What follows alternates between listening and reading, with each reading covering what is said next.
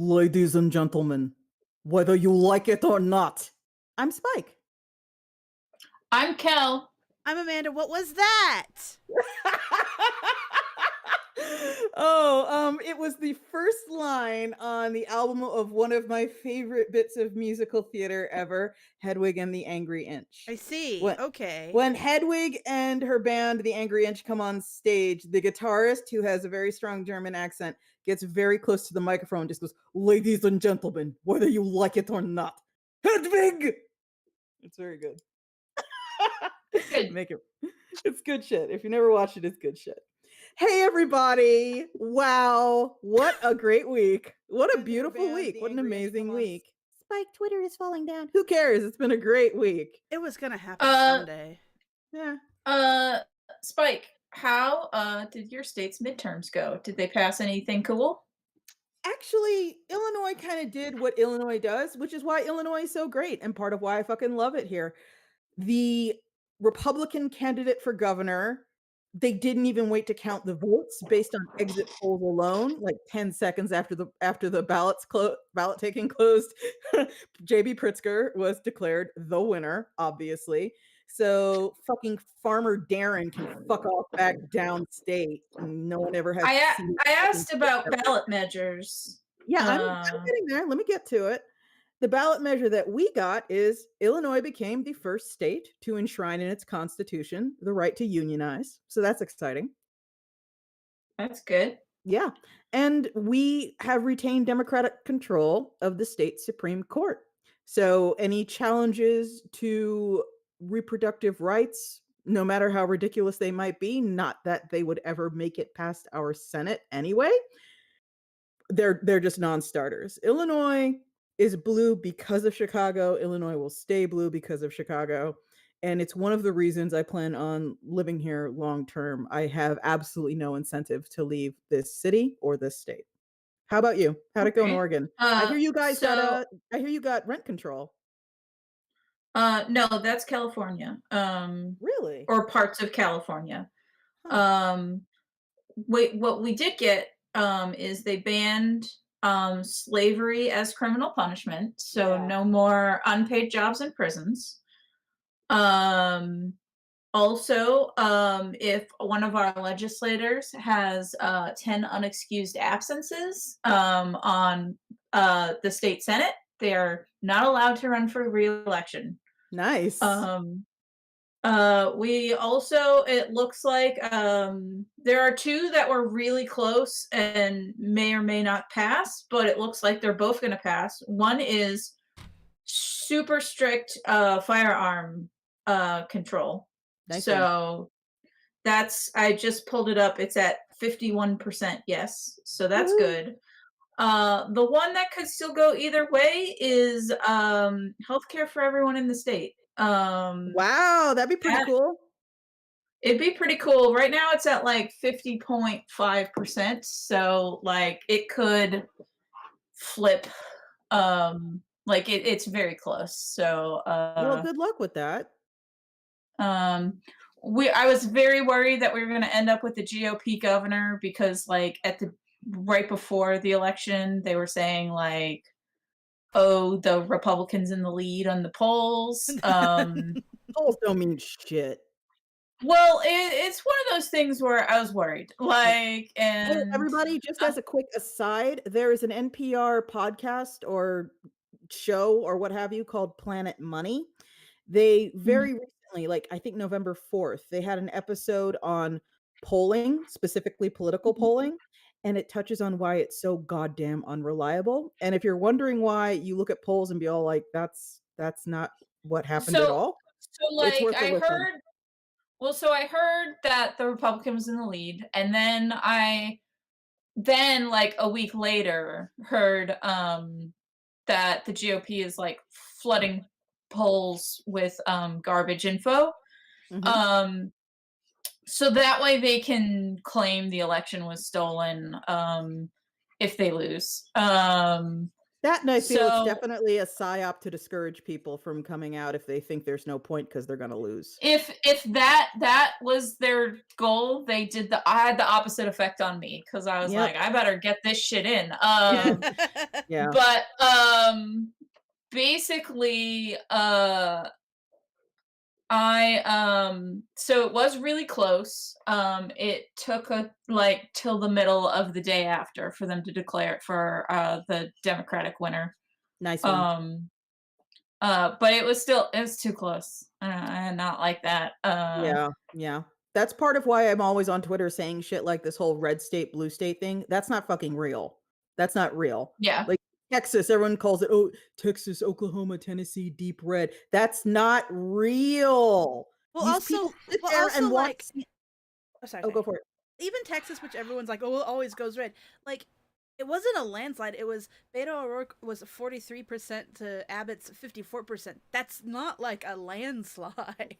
Yeah, and there are a lot of states out there where Tennessee, Kentucky, they've enshrined reproductive rights in the Constitution Yep. or they've secured them at a statewide level. Like, how deep red, air quotes, is that? That's such fucking bullshit. It's divisive talk. It's meant to encourage the abandonment of states that have been gerrymandered and legislated into unfairness. Don't give me. Well, it's Escaping. also most Republicans support pro-choice. Well, most Americans support pro-choice. Yeah. Well, this is like even most Republicans. So Yeah. like it's a minority within a minority, like Oh yeah. Oh that yeah, absolutely. that's pro-life. Yeah. Which is why it's so frustrating whenever a state, doesn't elect a Democrat or whatever. I have to sit on Twitter Mhm. and I have to watch some of you be all like, "Oh, I hope Florida falls off into the fucking ocean." Florida is like what, like 47% Democrat? Bitch, really? It's just even if they weren't, like, fuck you for wishing death on people, seriously. But Yeah. anyway. Chicago But fucking anyway, triumphs again. anyway, healthcare for everyone in the state would be really rad. That would be nice. That would be I nice. think the unexcused absences thing is Very a good nice. thing. That's a good one. Yeah. Then the and that one overwhelmingly passed. So yeah, so just waiting on the healthcare thing, which would be nice. The no slavery in Oregon is Mhm. nice. Yeah. We don't have the statewide universal healthcare. That'd be really fucking cool.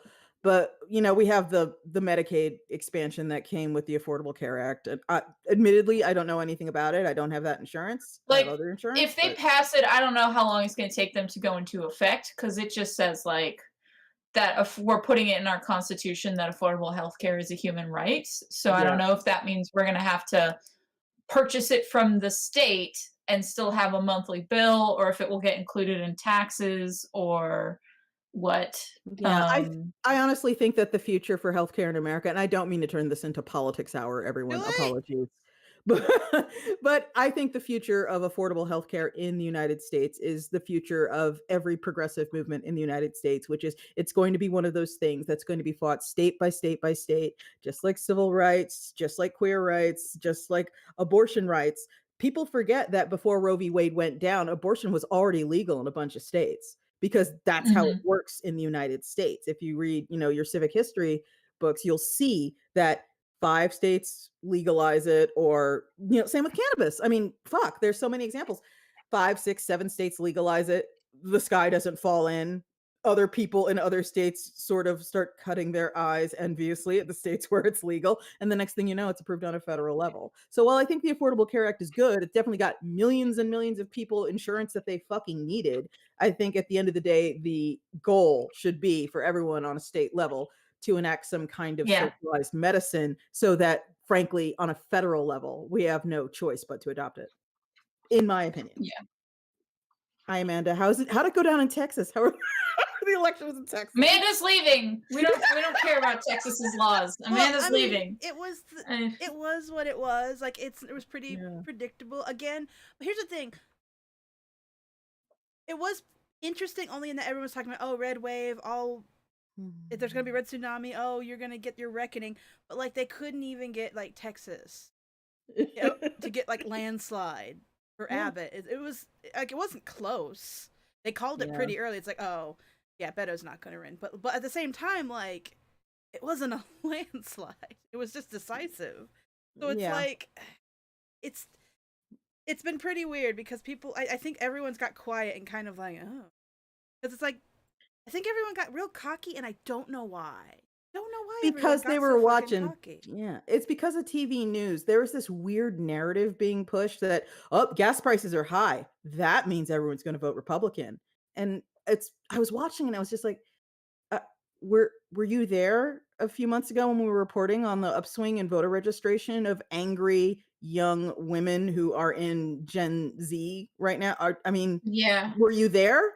Were you there? Because that's not what they're gonna vote for. Am I taking crazy The pills? thing is, I feel like that might have been true if the Republican Party hadn't tried to hadn't Oh, like banned abortion. abso-fucking-lutely. Yeah, like, cause statistically, the House loses a lot of seats for whatever party is like the president. Mhm. Yeah. Um, so like while the Republican Party did gain seats in the House of Representatives, they didn't gain anything else. Yeah. And And they lost that some. like they lost governor seats, but like it seems like the Senate is gonna stay about the Well, same also, I mean, on like number. in terms of like, for example, in Texas, some uh some Republican people that who were supposed to be, be representatives, like just got buried Yeah. in Yeah. It's But Texas. they it's ended but like if you look at like the breakdown of it overall, Yeah. there are now more Republican seats in the House of Representatives, but they didn't get that many. Yeah. yeah. Whereas usually it's like in the double digits. I'm only They're the talking about dog who Texas caught the because car. Texas is the only thing I actually pay Yeah. attention to until very recently. They're the dog who caught the fucking car. They've been beating this Mhm. anti-abortion drum for fucking decades. They got Roe v. Wade overturned. There are now people in America with fewer rights than their fucking grandmother had, and they didn't expect anything to come of it, which is fucking bizarre to me. But whatever. It's just one of those things where they now can't not know they're in fucking trouble, in my opinion. Well, Like, they think they're not in trouble because they got their Supreme Court justices in and they're packing the courts and all that. well, yeah, they're packing the courts, but the Yeah. thing is they're packing the courts at the federal level. I mean, marijuana Well, is still illegal at the federal level. When Amanda gets here, I'm taking her to a dispensary in Chicago. I'm not waiting State on law you. I have a car. State law is going to trump federal law. So at the end of the fucking day, if the Supreme Court decides to continue to go rogue, l- that's a part of the yeah. reason I like it here. I'm going to be fucking fine. Uh, on the topic of legal weed, I watched Reservation Dogs this weekend. Mhm. And one of the best episodes is they go to get advice from an elder, and he's like, I'll only give you advice if you help me sell my weed. And it's weed that he grew in the 70s. Oh. And everyone is like, no one's going to buy that. Weed is legal now. It's also way stronger than this nasty ass shit that you've had in your basement. Like, Mhm. and it's no one will buy his weed because the legal weed is better than his shitty, gross weed that he buried in his backyard to hide it from the cops. It's a very funny episode. Yeah, I've been working my way through movies lately, and Mhm. I kind of let them play in the background while I'm doing other shit. And has anyone here seen Pearl? No, I No, haven't. I'm not. Okay, Pearl is, first of all, it's an A24 movie, which is why I watched it. A24 stuff right now for me is just watch on site. And Mhm. Pearl is a movie about a farm girl. It takes place circa World War One-ish, and it's about a farm girl who lives on a farm with her mom and her What? dad, who are German immigrants. And the dad has had some kind of, to me, it feels like he's had a stroke because he is completely paralyzed, like literally drooling in a chair. but he is clearly still aware, and his eyes move around and track you around the room and stuff, and he occasionally makes little Mhm. noises that make it clear that he has comprehension. He just can't move a single muscle. And Pearl is their daughter who lives with them, even though she is married because her husband has gone off to fight in the Great War. And she has delusions as strong, but she has a very deep-seated desire, in her words, to be a star. So she goes to the cinema and she watches the movie. She watches like the Circus Follies and the Can Girls, and she just dreams and dreams and dreams of one day being there up there on the screen. And she is absolutely convinced that's going to be her one day. And also, Pearl is fucking insane. And it's a really good Mhm. movie. I think it would qualify as folk horror. I'm not sure. That's a pretty that gets tossed around a lot, but I think that's the closest thing I could call it. It's really interesting. My sock drawer is getting its Um, reckoning. I'm still going through stuff that I watch on Hulu. Like I said, I watched Reservation Dogs. Really good. Um, good shit. And then I watched Under the Banner of Heaven, which is about the super fundy Mormon murders that happened in the 70s. Mhm. Um, and yeah, so that was my past week's watching material. Yeah. My week's been pretty busy on account of the backer kit blowing up in my face, That but makes it other sound bad. no, it's Blowing a up in your tiny face has a negative connotation. well, it steamrolled me. It There you destroyed go. me. It destroyed everything. It really felt like it was 10 years ago on Kickstarter where I was watching just the number just scream upwards with, like, shock on my face and in my heart, Wasn't and it 10 years? it I started using Tech Kickstarter in 2009, so, your mileage may vary. About that, I ran the first Smut Peddler Kickstarter in 2012.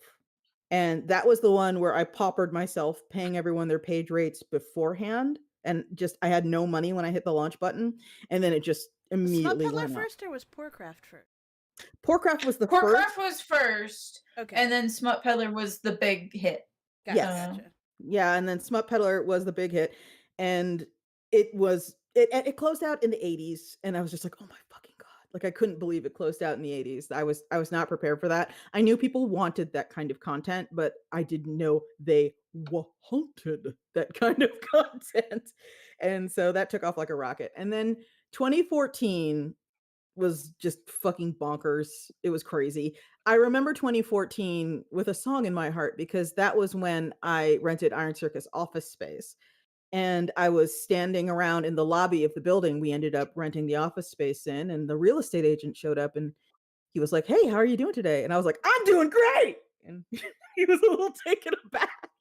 And I Yeah. ended up pulling out my phone and showing him. And again, this was 2014. Not a lot of people knew what a Kickstarter was.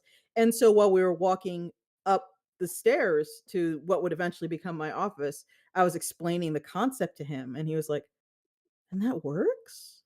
I'm like, "Yeah, works." I mean, you're looking at it right now because the Kickstarter closed out that day. So it was at its like very highest. And I think 2014 was like 180, I think. I think. It was high anyway. And it was just I was like showing him my phone going like, "Yeah, this is what I make. I make comic books and this is what I made." And I think 2014 was also the one where it was the first time I felt the need to go down to the bank and talk to my banker and tell him, "Hey, you are going to get a real big deposit in the account, much bigger than any deposit you've ever seen. I know that you guys have a fraud division, and I know that deposits like this tend to be flagged. This is me. I'm going to take your computer keyboard from you and type in the URL and show you where this money is coming from. I am not a front for a smuggling ring. I'm not a drug dealer." Because this same guy had told me previously, my banker at this branch had told me previously he helped bust a money laundering ring because he noticed the account of a little South Side barber shop was moving $40,000 a month, which little barbershops do not do. So he flagged it as suspicious and eventually got raided. So I was making sure that he knew where this money was coming from. And I remember when I was in the office with him, he was like, "Hey, do you have your business license with you?" And I went, "No, but I live literally 2 blocks from there here, so I'm gonna go run and get it." And I came back and he was just going through my account on Kickstarter. He's like, "So, smut peddler, huh?" And I'm like, "Yeah." He's like, "I don't need to know what's in it. Don't worry." I'm like, "Cool, because I'm not gonna tell you." I mean, the title tells you what's in it. I Yeah. mean, but at the same Yeah. time, your Yeah, imagination runs wild. yeah, the thing that's an issue, and I don't know how many people in here might be familiar with this, but this is sort of a perpetual issue for people who make adult sexual content, no matter what it is, whether it's like feet pics for OnlyFans or comics. Whoever is in charge kind of decides how much is too much, and that can literally change with the seasons. There are people who have gotten their account shut down for pedal pumping fetish videos. There's no nudity or anything, but it's deemed too sexual. And there are people who have decided, a piece of artwork that shows 2 elves fucking qualifies as bestiality. So you can't use their payment processing platform to pay for it. We've been It's freed of those shackles. Yeah, it's very fucking it's on someone's whim. There's no set of rules, and it sucks. But yeah, it's needless to say, the Smut Peddler double header that we've got going up right now is I was the editor on one of those books you were, and a you were. contributor to the other one. And I'm so fucking hyped for people to see what's in there, but I'm not gonna start dropping full pages until maybe sometimes next week. That's when we should have our stretch goals decided on too. So when we started, it was an invite only, and when we started getting everybody, we basically got everybody into like a Discord so we could coordinate. And oh no, I guess this goes in the Uh-oh. trash. No, my floor mat that I've kept rolled up has started to No. crumble. You know, it's fine. No. Half my belongings go in the trash now. I own a lot of garbage. But anyway, so when we got everyone together, that Resident Evil, which one was it? The Resident Evil 8 and it's Lady 8, Demis. yes. I know the or character's name, but I something. didn't remember which. Dimitrescu. But I didn't remember which Resident Evil. Anyway, that game had just come out, and so we kind of got everyone together, and before anyone had thought of any ideas, and I was like, all right, we only get one stand-in for a Lady Demis. I can't say the name. Anyway, Dimitrescu. but I actually worded it as, hey, I worded it as, hey, we can only have one story that's basically about the giant Resident Evil lady. Only one of you gets it. I'm sorry. And like a lot of people are like, oh no, only one. Yeah. That just also reminds me of, I remember when Sex Machine, you were editing Sex Yes. Machine, and it was like only one person. We can't all fuck Data. Yep. I sent out a message that was like, okay, Yeah. here's the rules. You can make, basically for both Sex Machine and My Monster Girlfriend, my rule was, if there's like a famous monster woman, or for Sex Machine, robot from popular culture that you want to make your version of, go for it. But we can only have one Data. You can't all make a Data. Yeah. And then for My Monster Girlfriend, is only one of you can make the giant Resident Evil lady, and that was corny. Yeah. And I have to say, anthologies are That's a a great person, right? illustration. When I say corny, I Corny mean, is an artist. Yeah. Corny is an artist. Mhm. Yeah. Anthologies are a great archive of the zeitgeist of the period they were made in, because I remember there was a point in internet history where everyone kind of all at once found out about the mind control fungus that infects ants. And Mhm. because of that, if you take our anthology, Sleep of Reason, and you go through it, there's like variations on that in at least 3 stories, because we all sort of watched the same video on the same day. You just have to have like a big meeting in the courtroom, be like, look, I know we are all horny for the exact same thing right now. Exactly. It was, oh god, but okay, speaking as someone who has seen all of the guts of this book, everyone, it's really fucking good. It is It's very really good. good. It's really, really good, and it's so funny. You should get one. Of course, I have an incentive to convince you to do Uh, that, but you should get one. I'm very proud of it. I'm gonna let you know that Failure to Launch will also be excellent. Oh my god, There's a yeah. lot. I have most of the stories are done. There's just a few stragglers who have good reasons for straggling. Um, and I especially like there's a story that ends with suggesting that we shoot Elon Musk in the dick. Um, and Yeah, failure to uh, launch is great. That I don't know if we've talked about that in here. we haven't talked about it a whole lot. I do. Should we start with shooting Elon Musk in the dick, or should we end with Elon Musk getting shot in the dick? That feels like a story you end on. Okay. Uh, For folks who that don't was know, Failure to Launch is an anthology we're putting together, or it's practically put together. It's like 90% there. And it's going yeah, to crowdfund, not kickstart. It'll crowdfund next year. And in February. it's about shit that didn't work out. It's just about stuff Yeah. that didn't work out. Like people tried, and bless them for trying, but it crashed and it burned. Mushroom cloud. I've been posting the pages for my story on Patreon. And a lot of people are like, "Oh, this guy had good ideas. The like tech just wasn't there to like execute Yeah. his idea." And then like the very next page, he shouting at his engineer, claiming the engineer built his machine wrong, and that's why his thing doesn't work. Yeah. Um, and it's like, and that's why it never got like refined because he was an asshole on top of a guy that was not realizing that his idea was impractical for the time period.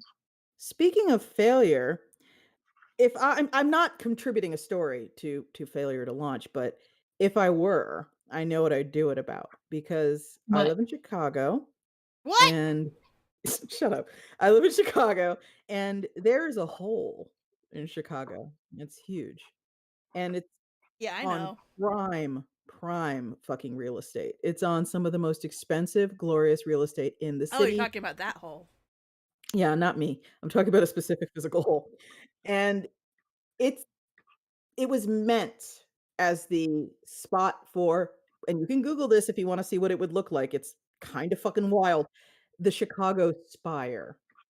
And what Did you say fire or spire? Spire with an S. Spire.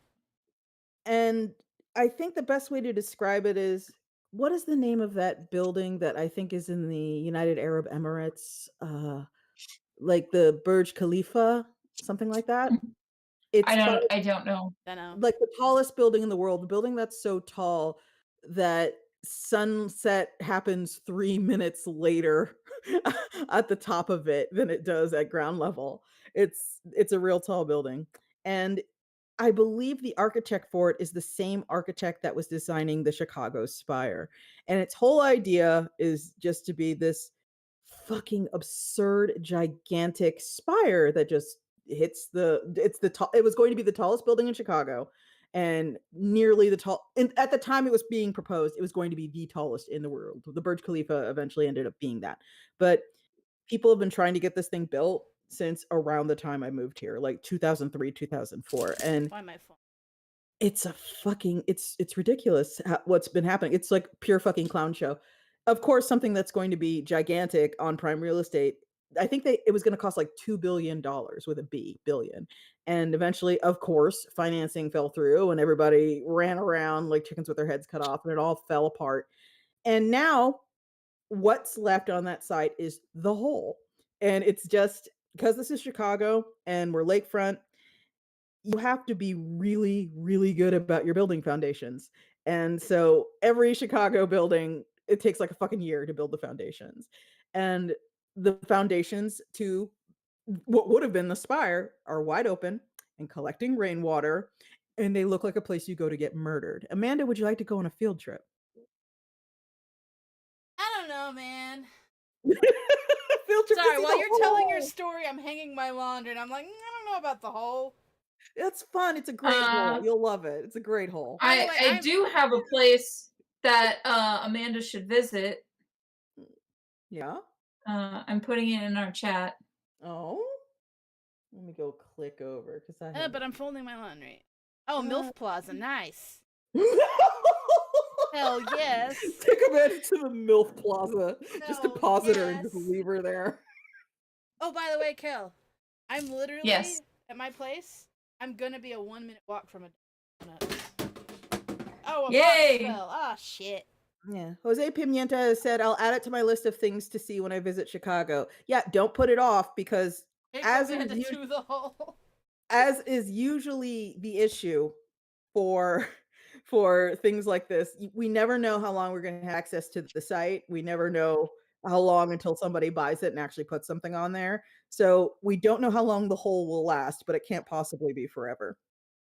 Like that land is just too Here's the thing. Yeah. I'm also look. I'm not super interested in a hole because where I live, the town I'm from and leaving, its claim to fame is that woolly mammoth or mastodon bones were found here, and they That's pretty found cool. them because they were digging a scuba diving practice. So while they were finding, while once those bones were found, it was like, okay, put the brakes on the scuba diving school. We've got bones, and that became it was a very, very popular hole for a while, and it was a very big hole. The most Because- popular hole in town. I mean, it was big enough to be a training area for scuba divers, so it had to be really, really big and really, really deep. So it was just a really cool hole for a while. And we have to take you to see the man and his fish. You want to see the Told man me, and his and I fish? don't care. You have to uh, see the fish man. No. Yesterday, I was telling Joe about my donut opinions. So I'm glad you'll be near Dunkin' Donuts, Amanda. Yeah. Yeah, Dunkin' Donuts gets a bad rap, but if you're into donuts, people get bougie about it. They don't want People get Dunkin' bougie about Donuts. everything. Yeah, that's true. Yeah. I lived off Dollar Tree hot dogs for like 4 months straight once. I don't care. So my specific thing about Dunkin' Donuts is I like their honey glazed donuts because I feel like every other donut place I've been to puts too much glaze on their honey glaze. Like if I have a Krispy Kreme donut, I feel like I gotta wash my hands after. Krispy Kremes are the that- worst fucking donut. I don't care what anyone says. They're bad. Yeah, they're bad. It's too much. Yeah. And when I think of a donut, I think of Dunkin' Donuts, honey glaze, because it's just very lightly glazed, so it's a little sweet, but it's not like made of sugar, which is Krispy Kreme, which is Voodoo Donuts. Krispy Kreme Like, is just straight up yucky. I'm sorry, everyone. There's so many donuts that are just like, here's pure sugar for you to inject into your veins. And then like other donut places that are like fancier, like we were talking about Blue Star Donuts. And while I think Blue Star Donuts are good because they're cake donuts, like they feel a lot heavier than Dunkin' Donuts, which is what I grew up on and then therefore used to. Yeah. So, because if you bite into a Dunkin' Donut, it is mostly air. It's puffy, yeah. Whereas, like, while I like the different donuts at Blue Star, they're like super dense, and so I'm like, this is good, but also too much. Here's Yeah. my donut take. Yeah. Yeah, They're not good in Same. general. Agreed. Hard agree. In fact, I'll take a bagel over a donut any I day. have woven anti-donut propaganda into my Starry Night script. Good. Because donuts are bad. Donuts aren't actually good. The first anti-donut sentiment occurs within the first 10 pages. Yeah, I'm just not a fan. I don't like sweet stuff in but- general, though. I prefer savory, so that's me. I also like savory, but I like things that are very slightly sweet. Oh man. Oh. Okay, y'all. Okay, Spike, you would know this. Amanda, I don't know anything, but go for it. Shut up. How frequently am I going to come across boudin in Chicago? Boudin? Yeah, That's an interesting question. What has you asking about that? I eat it a lot, and most places here have it. Really? Yeah, we I share a I border with don't know. Louisiana. oh, I guess so. I don't know I what have to say boudin is. It's like it's a type of yeah, it's a sausage. type of sausage. It's kind of spice. It's okay. Now I I gotta look it mean, up because I don't know how to describe it. I just love it, and I'm I not can like tell you I can tell you right now, one of the things that makes me sad about Chicago is very low it's if I access remember, to it's basically sausage with rice and stuff in it, or it's yeah, usually paired with rice. Let me it's look it up. there's very limited access here to New Orleans style food, which makes me sad because I love New Orleans style food. Okay. Um, I mean, boudin. you might have to go to like let me see. You know what?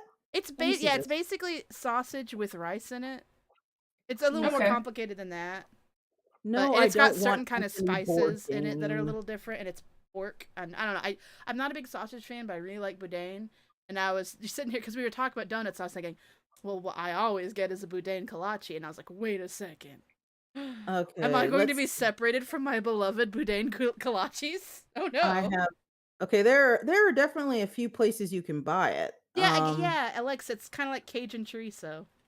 Yeah, there if I were you, well, that's okay, that's pretty west. You could probably do that. If I were you, maybe look up a place called Publican Quality Meats. They're kind of ritzy, but they might have No, I something. want them pre-made.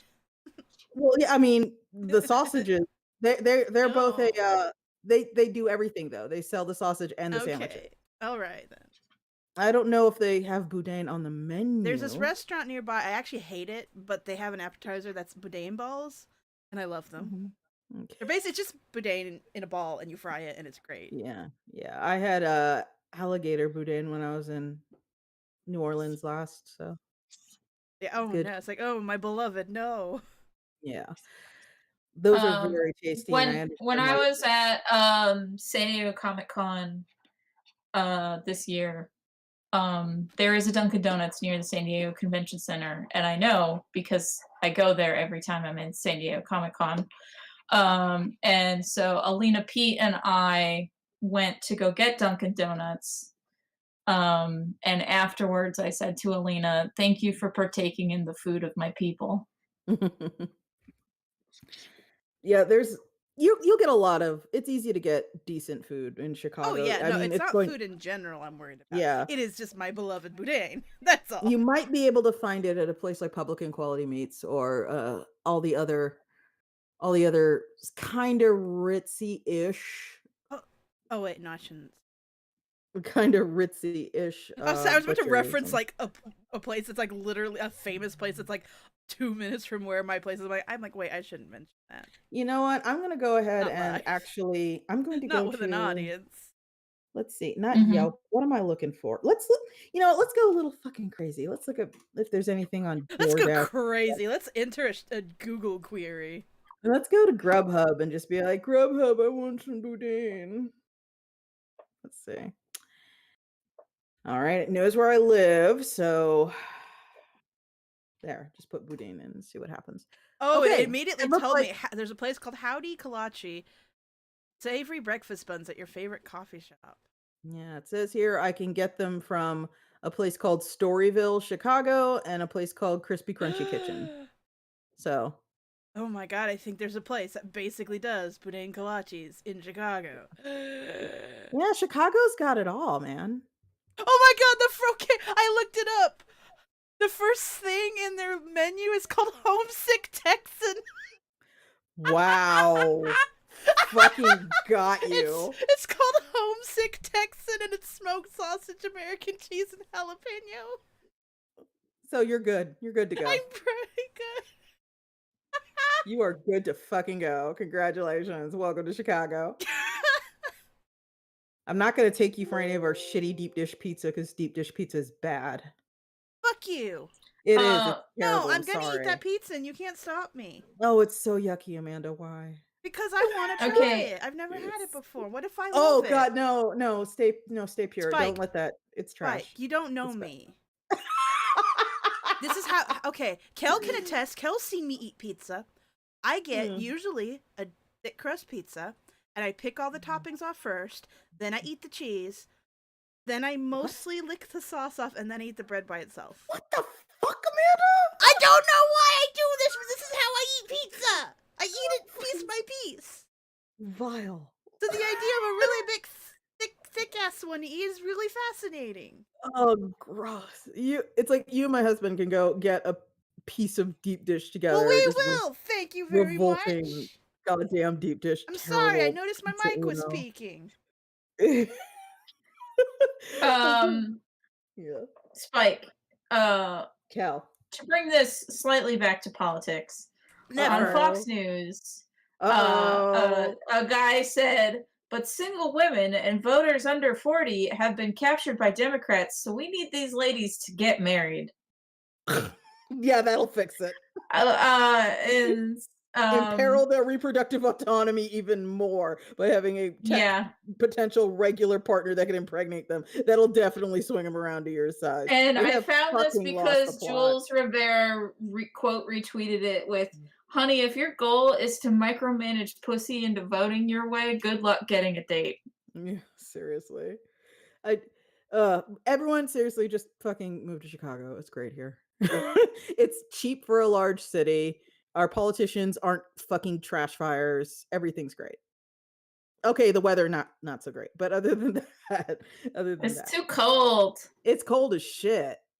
But hey, for the first several years I lived in Chicago, I rented an apartment, and this sounds like bullshit, but it's true. I rented an apartment where if I looked out the bedroom window while lying in bed, I could just barely see the Sears Tower. And some of my best memories of this town are lying in bed during thunderstorms, watching lightning hit the Sears Tower over and over and over. It was so fucking rad. Lightning in Chicago definitely looks cool. Yeah. I'm just saying it's too cold. Oh, it's cold as shit. It's pretty bad. There are like 4 months out of the year I don't go anywhere. And part of the reason I'm proposing taking Amanda on the field trip to the hole is it's kind of warm right now, but it's not going to stay that way. I don't care about it being warm. You should come see the hole while it's warm. Amanda likes the cold. That's why Amanda's going to you. That's why I sleep on the floor. See the hole. The hole. You want to see the hole, trust me. I'm gonna look up a picture of the hole. Oh my god, you're gonna ruin the hole for yourself. What's it called? Chicago the Hole? Chicago Spire Hole. Try that. Spire Hole. Oh yeah, there we go. Oh wow. Okay, that's actually a very fascinating hole. Isn't it a great hole? Okay, you did this hole a disservice in the way you presented it. That's a very fascinating hole. Everybody Google Chicago Spire Hole and you'll see what how they should do? surreal that looks. They should just give up on it and install one of those infinity mirrors in the bottom and just give up on it. Make it something children can stand on and go, whoa. Supposedly it's like 6 stories deep, that hole. Because that's how deep you gotta go to put down the foundation. Yeah, you undersold this hole. I love this hole. I've changed my mind. I've completely done a 180 on the hole. See? It's amazing. It's a great hole. You're bad at selling holes, Spike. Keep your day job. Keep my day job of not selling holes. Yes. But yeah, we should go see it. And also there's a bunch of shit we could go see. Like in Chicago, a lot of the museums are free on Wednesdays. So we should go on a Wednesday trip and we could go see Sue. Oh yes. Yep. Yeah. Sue the T-Rex. I'm vaguely interested. The not quite real. Yes. Well, I mean, Sue is like they're mostly real. Yeah. Mostly. Sue is like 90% complete, so. Well, I mean, dinosaur bones are something I have not been it's not something I'm like desperate to see. And then we can go see the man and the fish. I don't want to see the man and the fish. Why? You don't want a photo of yourself with the man and the fish? I'm just very disinterested. There's no appeal to me. If you desperately want to, that's fine. I love the man and the fish. And we can go to the Shed Aquarium and see the otters. It's on Google Maps. There's reviews. Yeah. There's reviews of the okay. Yeah. All right. The hole's amazing. I want to see reviews of the hole. It's got Yeah. 15. The hole in the ground at Deuceable. Is that what it is? DeSable Drive, yeah. And the thing is, it's fenced in, but like they don't even lock the door, so like no one cares. You could just go in there. What are you gonna do? You're gonna steal a tree? It's fine. I might bring a little like water bottle or something so I can take some hose. Wait. This person says there's like $1 to $5 entry fee for adults. There is no entry I fee for know, the but that's hole. what they put in the review. The review is, we came all the way from Nebraska to see this. We were glad we came during the off season. I can't imagine how long the lines are to see this during the busy season. Wait, they listed visited on weekday. Wait time up to 10 minutes. Reservation recommended, yes. Price for adult entry $1 to $5. The hole. And then we can go see the Married with I'm Children sorry. fountain. This person also gave it an entry fee. They also said Chicago's known for its big holes. I was surprised that this one was so big. We can go see. I didn't know that Chicago was known for multiple big holes, according to this person. Someone says big hole in the ground. Wow. And then we can go see the Married with Children fountain, from the show. Someone just responded. Mike This is a round hole in the ground filled with water. Spike, Amanda hasn't seen any TV. She doesn't know what the Married with Children fountain looks like. My family, my dad used to watch that show. That's all I know about it. So I also got the Bundys mixed up. Yeah, in the opening, you see the fountain that they play, like that they show footage of, rather. No, I don't. I'd have no memory. I'm sure I saw it. Yeah, it's when they're playing Love and Marriage. Yeah, I remember. But they can't do that on Netflix. Yeah, that is Buckingham Fountain. Someone gave it a 1-star review. Not exactly inspiring. I don't know if we can go see Buckingham. They might have turned it off for the winter. Like, this is Chicago, so they turn a lot of shit off so the pipes don't burst. I mean, I don't plan like, on leaving immediately. Yeah, like, I don't know for sure if it's even still on. But if it is, because it's still kind of warm, it might be nice to go see the hole and then see Buckingham Fountain. And you gotta see the bean! I've already seen the bean, Spike. You've seen the bean? Have you walked under the bean? I went for a walk. No, I did. No, I think I walked. I don't remember. I did see the bean in person. Did you see the 2 towers of the people who spit on you? Vaguely, I think so. Yeah, you see, you'd remember. But yeah, all that shit is downtown in Millennium Park, and that's where they keep the shell too. And I somehow doubt this matters to you at all, but should the mood strike you, that is where they have Lollapalooza every year. I am going to be living relatively close to the park where that Obama museum is going up. Oh shit. In 2025. So I get to hear everyone yell about the trees being cut down. Oh, great, fantastic. Yeah, I looked up like what the neighborhood was talking about, and it's like, they're taking our trees, and I'm like, oh, okay. Havelock says, oh, y'all heard about the literal underground merchandise and cargo railway that used to operate in Chicago? Funny you should mention that, Havelock, because one of the best things about Millennium Park, if anyone here is unfamiliar, head to Google, ask it about Millennium Park, Chicago. Just take that in. Take that site in, that beautifully manicured Central Park Junior sort of construction with its skating rink, its concert shell, its bean, its sculpture gardens, all that shit. Just take all that in. That's a parking lot. That is a fucking, and I don't mean used to be, it's a fucking parking lot. All of that is built on top of multiple levels of city parking. It's really cool though. I fucking love that. That's really cool because Millennium Park is right, again, Lollapalooza happens there. So if you want to pay the no doubt ass-rammingly high parking fees, if you want to drive into the city for Lollapalooza, that's where you park. You park under where the concert happens. And there's also, opera houses and a bunch of museums there. So that's where they put the cars. I love Millennium Park. Yeah, Chicago fucking slaps. Don't sleep on Chicago. Although I'm fucking relieved that we didn't get the Olympics. I can tell you that right now. I don't want the Olympics. Oh, the Olympics is coming. The Olympics are a fucking scam. You can't see, but I'm gesturing at my entire body. The Olympics are a fucking scam. The Olympics are garbage. I don't want them in this town. This town will be fucking ruined by the Olympics. I could go on this whole big thing, but I'm sure there are a million people on BreadTube who have made half-hour-long videos about how the Olympics are bad for the city they're in. So go watch them. Amanda, when are you getting up here? I When? should be arriving on the 16th. Okay, I don't know when that is. Let me see. That's I will Wednesday. Be, well, I'll be driving up with EK. I'm going to be driving up starting the 15th, and I'll be arriving the 16th. It just depends if we have delays or a tire pops or God knows what.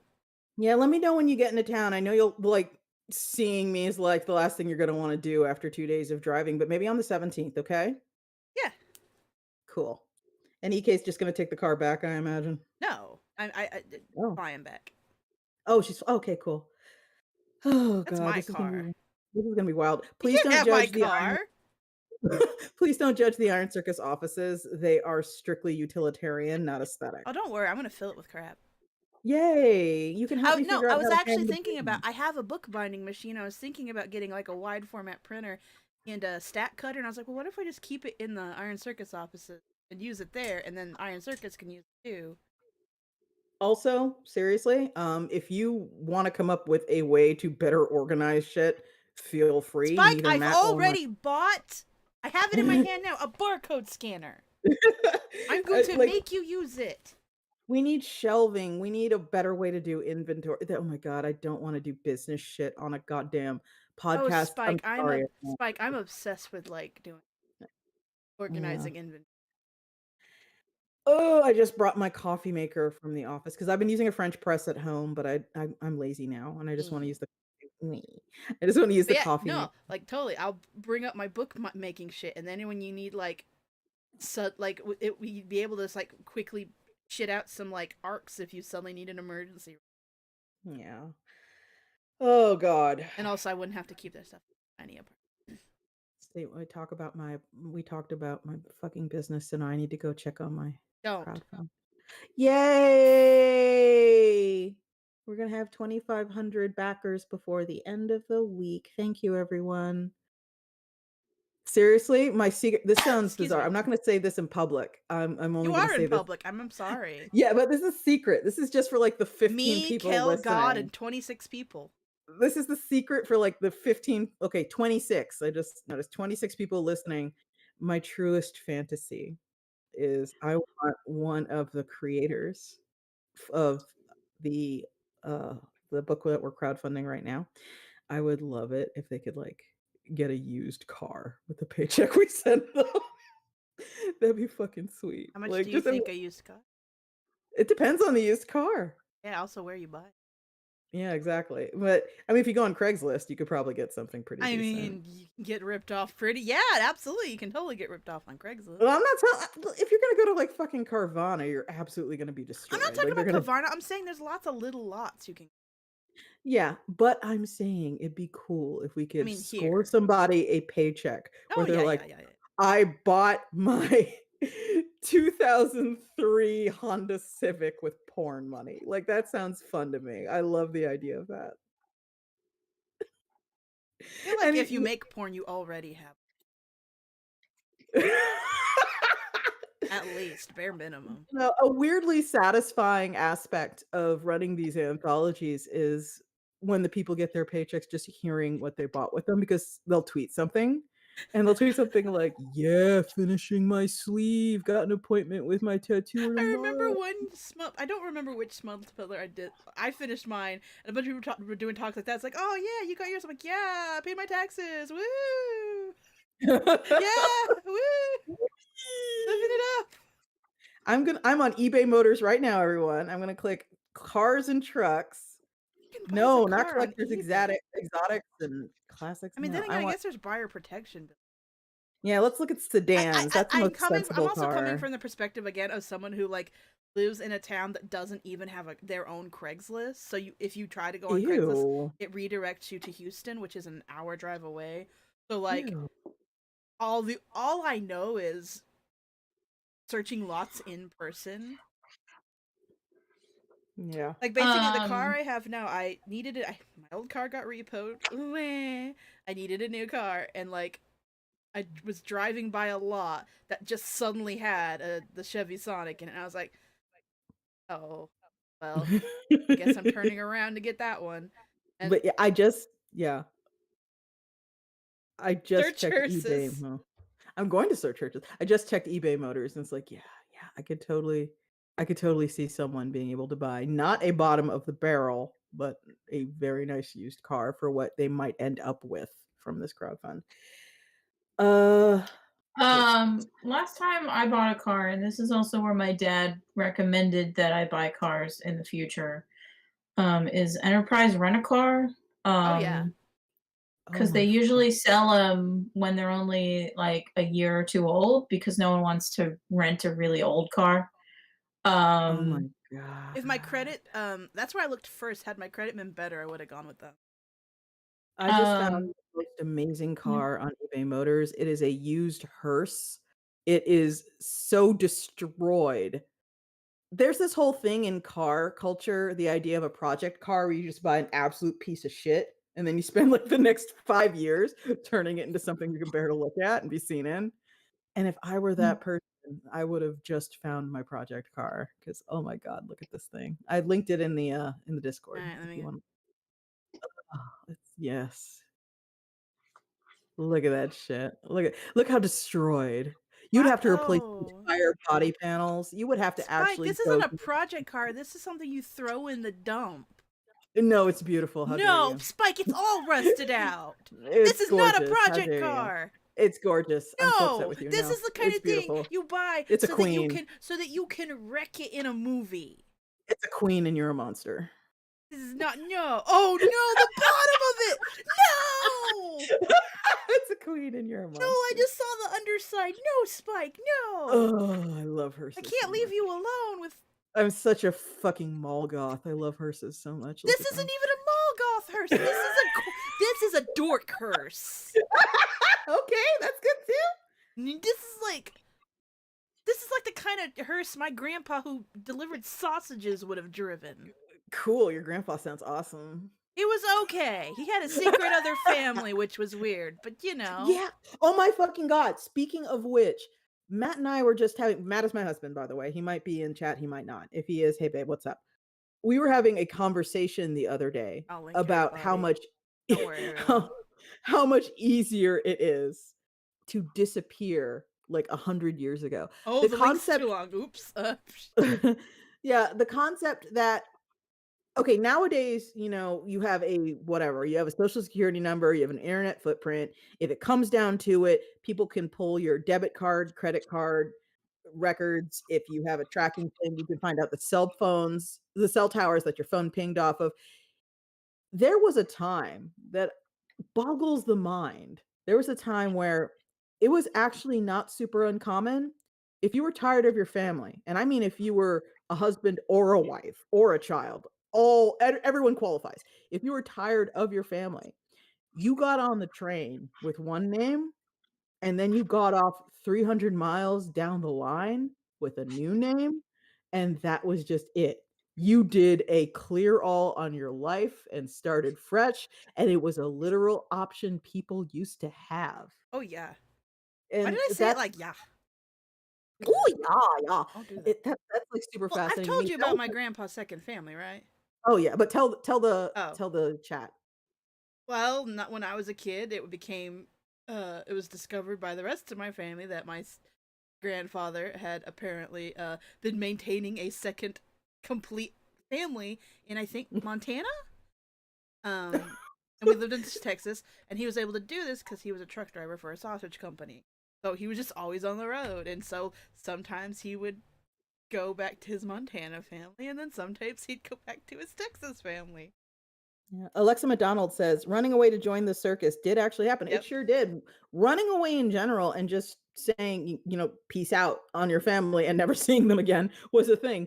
One of the things that we covered when I was in middle school, when we did our sort of history of America module, is how people reacted back in the day when you're an immigrant from, let's say, Italy or Ireland, and you decided, okay, I'm going to move to America.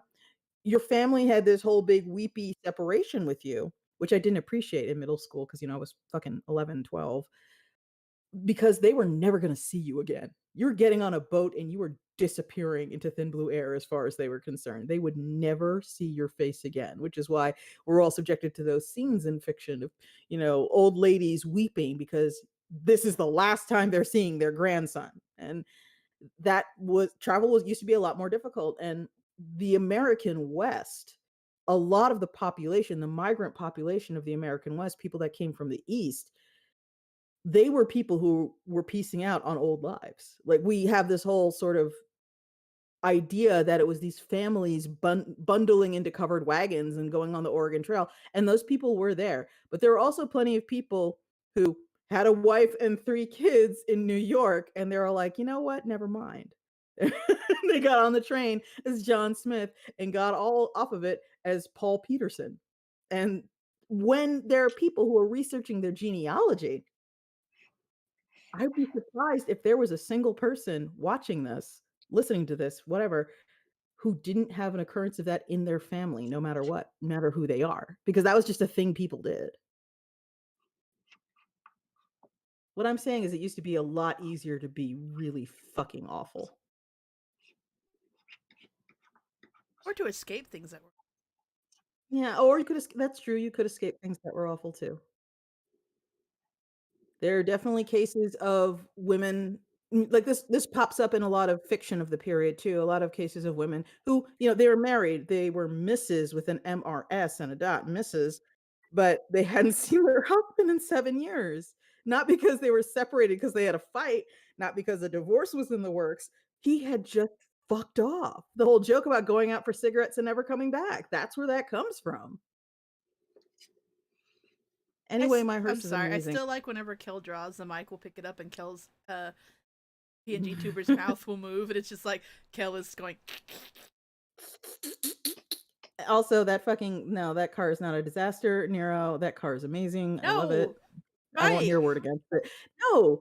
What do you think a project car is, A y'all? project car is a car with good bones. That car does have good bones. It does not. It's beautiful. Oh no, it's That got is- bad bones. That is the Sorry, opposite of good bones. This has every type of bone cancer and osteoporosis. Sorry you don't know beauty when you see it, Kel. That's sad. I like that I'm hearing this from Spike, who doesn't even drive. I love cars. I'm allowed to love cars. You're allowed to love cars, but this car's got bad bones. I have developed so many fucking interests in my old age these days. Cars are one of them. You can't watch like a bunch of YouTube videos and declare you're an expert on a car. No, I'm not. I'm not saying I'm an expert at all. I'm just saying I love this car. Oh yeah, the car has no keys. Everyone keeps pointing out it's got no keys. That's fine.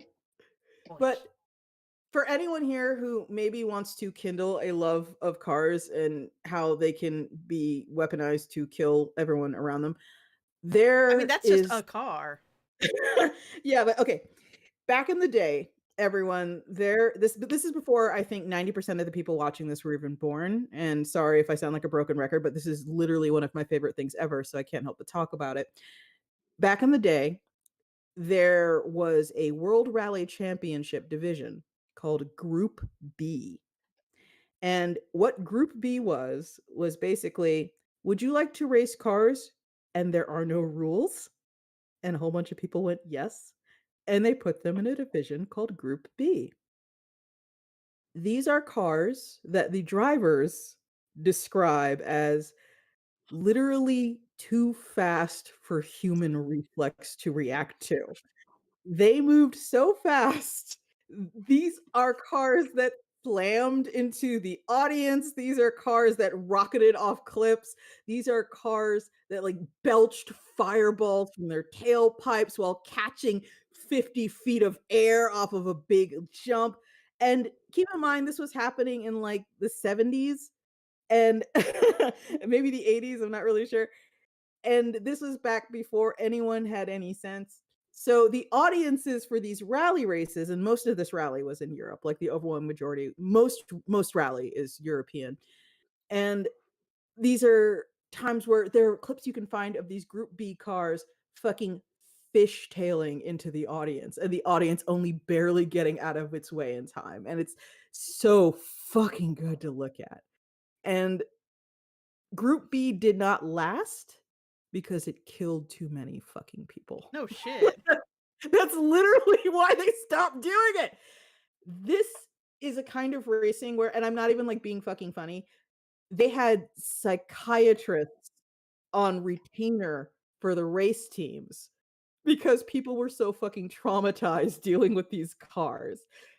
Mechanics would go in to fuck about with the engines post race and just find fingers in the engine. It is so incredible this was ever fucking legal. It makes Huh. NASCAR look like pure bitch baby bullshit. It's incredible. I was just you made me think of something like, I wish there was a bumper car racing with bumper car. And I basically stumbled across an insurance company that offers bumper cars insurance. So if you'd like to request a quote for your bumper cars, You know West what? I Point could see needing that. Insurance. Bumper is cars are called- small electric cars that draw power. Yeah, I'm going to post a link. I'm going to post a link in the Discord so Amanda can link it in the actual That's chat. right. I'm the only one with link. Yeah, this is a compilation of Group B race shots, just highlight races. Oh, there it is. And one of the things, I admit I do not drive. I just like cars. I haven't driven since I was 19. But one of my favorite things about this compilation is near the end. A thing about rally. These cars are going so fast, the person driving literally cannot rely on their eyes to know when to turn and brake and accelerate. So, people in rally cars have navigators with them. They have people sitting in the passenger seat reading off of a shorthand bullet pointed list of the rote movements that the driver needs to do to keep the car on the track because he cannot rely on his eyes because by the time he realizes he needs to turn, it's literally already too late. That's how fast these cars are going. There's a moment when you are hearing a navigator talk near the end of this video. And again, these are people who are fucking do this for a living. And he starts to just, you can hear him pissing his pants. He stops navigating for like 5 seconds and then just goes, oh God. So it's amazing. It's fucking incredible. I fucking love Group B. And of course, I've never seen a Group B race. None of us will ever see a Group B race because they literally banned You're it. done. It's over. The Yeah. last Group B race has been run. But I fucking love this footage. Just cars like catching fucking miles of air and almost running over like 15 people at once. I love that shit. Anyway, cars are great. No, they're not. They're destroying the world. Not necessarily. Electric cars will probably do a lot of good. I mean, cars are very necessary in certain parts of the world, but there are other parts where like they really should not be. No, I personally feel that America should take a page out of a lot of European books and ban cars from the center of I am cities. definitely on team ban trucks. Yeah. But at the same time, it's worth noting the United States infrastructure. It's a fucking shame that Elon Musk convinced a bunch of people who are in charge of that sort of thing not to build super fast rail. I think this country would be way better off with some That'd be super so fast rail. cool. And I'm saying It'll this as be- someone who likes to drive. I genuinely Yeah. am looking forward to my two-day drive up to Chicago. It'll be Yeah. fun. Assuming my car doesn't turn into Lego bricks like my nightmare. Also, my fucking favorite thing ever is you can tell when you're watching Group B footage, they only barely have these fucking cars under control. Like, Yeah. just trying to turn them, you see the car trying to And roll on them. when I It's used so to go fucking kart- great. When I used to go kart, one of the few cool things I used to do with my dad's family was to ride go karts out in the woods. And I got Mhm. real good at doing this turn that sent my stepsister flying out of it. Wow. She look, I was a preteen. She was a child.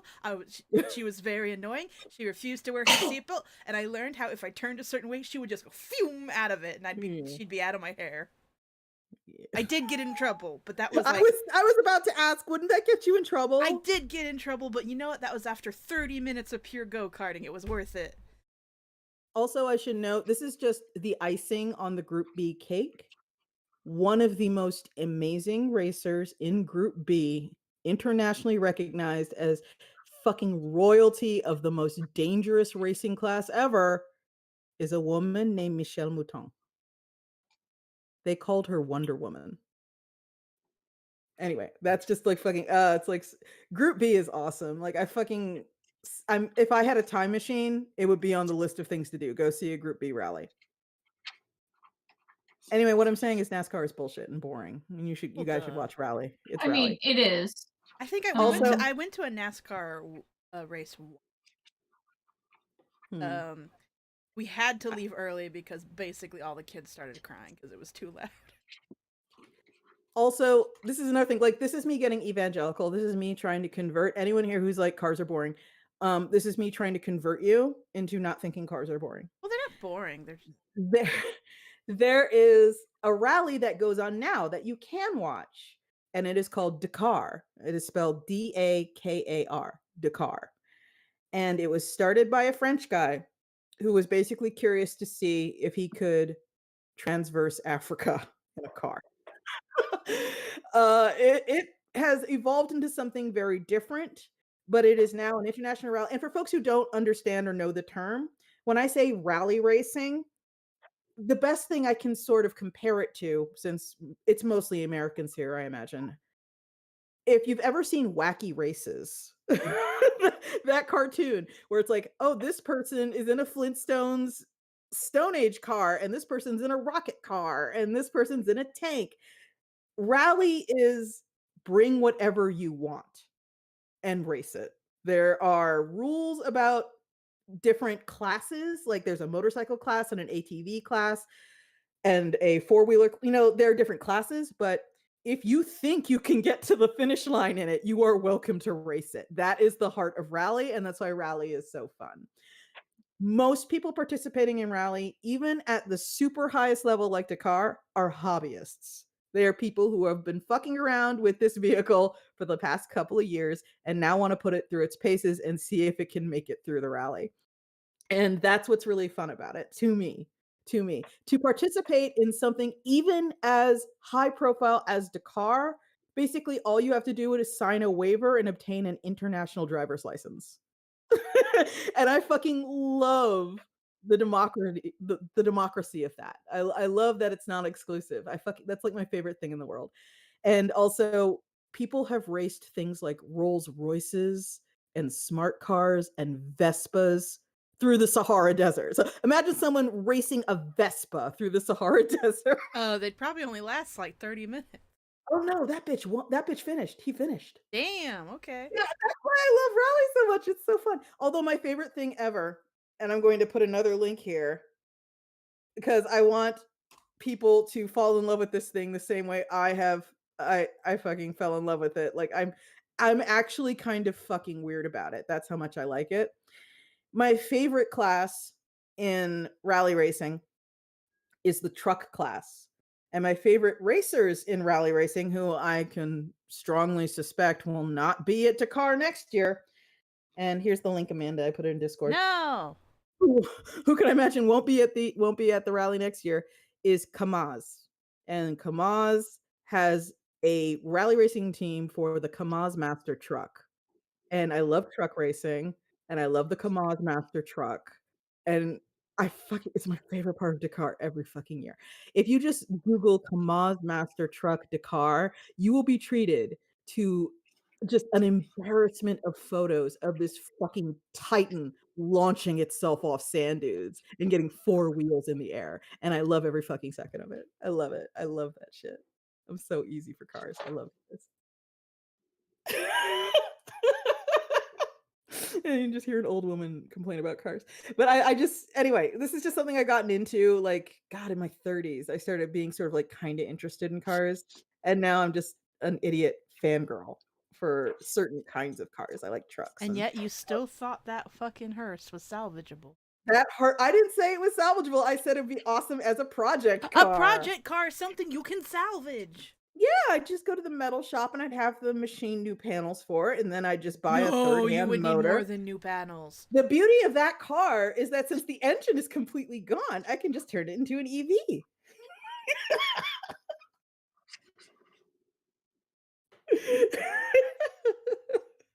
I'm so glad you don't have the money and time to do this. It would go very badly. I know that's the thing though. I have actually for like 5 seconds I was sort of flirting with the idea. All right, here's the thing about my office. Renting my office space comes with a parking space. So hey, Amanda, just take note of that. Renting my office comes with a parking space. And Oh, I cool. I have can park flirted. my car a 40-minute bus ride from my place. Hell yeah. But the that has made me sort of think, I wonder if I could get a project car. And there are people, the beauty of the internet is you're always going to find somebody who wants to share their hobby with you in great detail. And that goes for project cars. And the whole idea of a project car is it helps you like learn the guts of a car. It's fun if you think that sort of thing's fun. And at the end of the day, you get kind of a neat little car that's all your own that you built all by your lonesome. Isn't that cool? That's the attraction of a project car. And there are guides out there that'll tell you if you want a project car and you're brand fucking new, your best bet is to just go get a Miata. And people are gonna be like, why a Miata? The answer is because there are a bazillion of them, so they're really cheap. And the aftermarket parts market will always be whatever part you need for a fucking Miata, it'll be available. You won't need to search for any weird obscure part.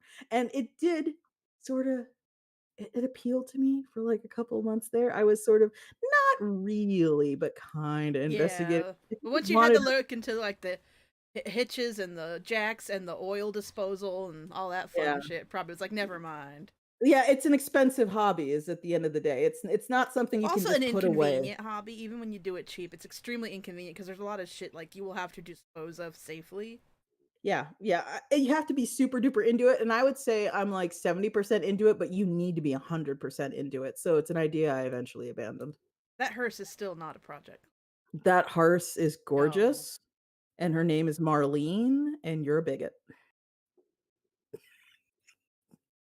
Bike for reference, that hearse That hearse's costs name.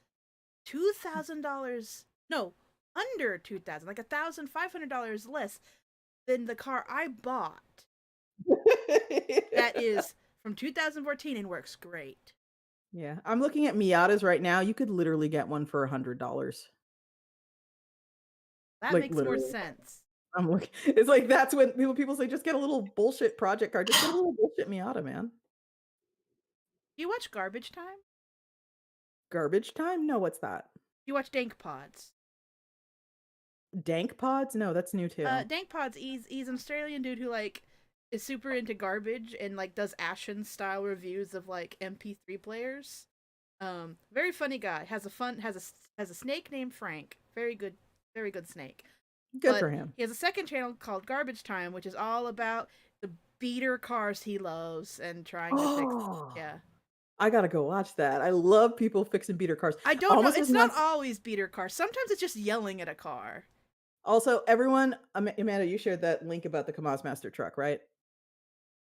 Yes, I did. Here, I'll Yeah, drop into the. I'll give you yeah. all garbage. Everybody is like, just fucking. Here's the thing about Dakar, just going back real quick. It didn't used to have a truck class, but it has a truck class now because eventually the whole idea of rally is a lot of times there is a support vehicle, which means there's a van full of spare tires and jacks and replacement parts and spark plugs and what have you, whatever you might need in case your car fucks up big and you need to just fix it right there by the side of the road. Here you The go. support I'm linking you vehicle, to Garbage Time. yeah, follows at a respectable distance. But people began racing their support vehicles because of course they fucking did. And that eventually evolved into the truck class. And the Kamaz Master trucks are just like the best ones. They're so fucking good. Click that vehicle if you want to see a fucking gigantic ass truck drift. Like just fucking drift like it's a goddamn like Honda Civic. Just take a corner like it's nothing. I fucking love these things. Garbage time. I'm gonna click the link that And for Amanda has some reason, he doesn't here in link Dank Discord. Pods back from Garbage Time. But if you want to watch Dank Pod, like you like Ashens, right? I watch Ashens, yeah. Okay, then he does basically Ashen style reviews, but he has kind of a portable music focus, so he reviews everything from like high end amplifiers and DACs and stuff. But he also really has a deep affection for like shitty early 2000s MP3 players which he calls nuggets. Um, Nuggets. yes, which I appreciate because I that's the kind of shit I love. Oh, Yeah. there's also a great video that it was original. It was originally a Patreon only video, but the patrons were like, "No, you have to put this on your main channel. This is too fucking good." So he ended up putting on his main channel because everyone was like, "No, everyone needs to see this." Where he bought like a cheap Batman licensed MP3 player, and he, after taking out the package, he realized it had nothing inside it. Like it didn't have any of its electronics inside. It was just the shell. A Hmm. fucking great video of the slow realization that wait a second.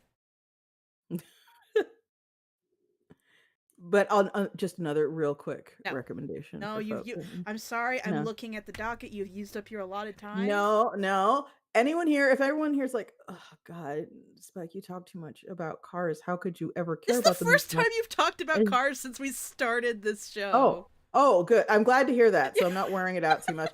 But just go to YouTube, please. Pretty please. No. Go to YouTube and search Donut Media Oh yeah, and yeah, they're good. just subscribe to that channel.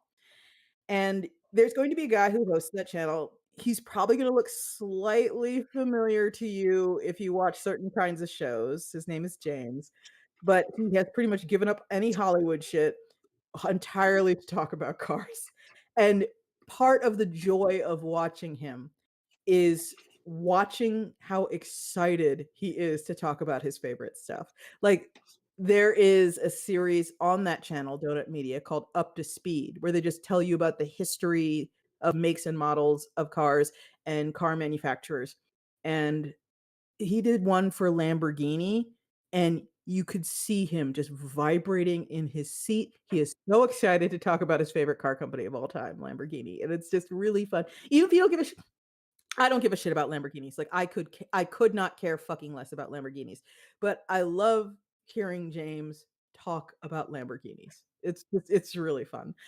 It's great even if you're the kind of person who just needs something in the background while you work. Just put on all the up to speeds and just listen to him talk about cars. It's super fun. Anyway, Anyway. isn't he all right, Trevor Burns says Donut Media, isn't he the guy who did the video about the car design folks got murdered over? Multiple car designs have gotten people murdered. Although there is one that you might be talking about. Uh, The Lady and the Dale, I believe, was the Oh name yeah, of the Paul G. The car I used to have before my current one was a Kia Soul, and people who uh didn't know I got a different car, and so when that Kia Soul shit was going around, everyone was messaging like, Amanda, did you know this? Did you know someone could steal your?" I'm like, "Oh, I don't have that car anymore, but thanks for looking out." Yeah.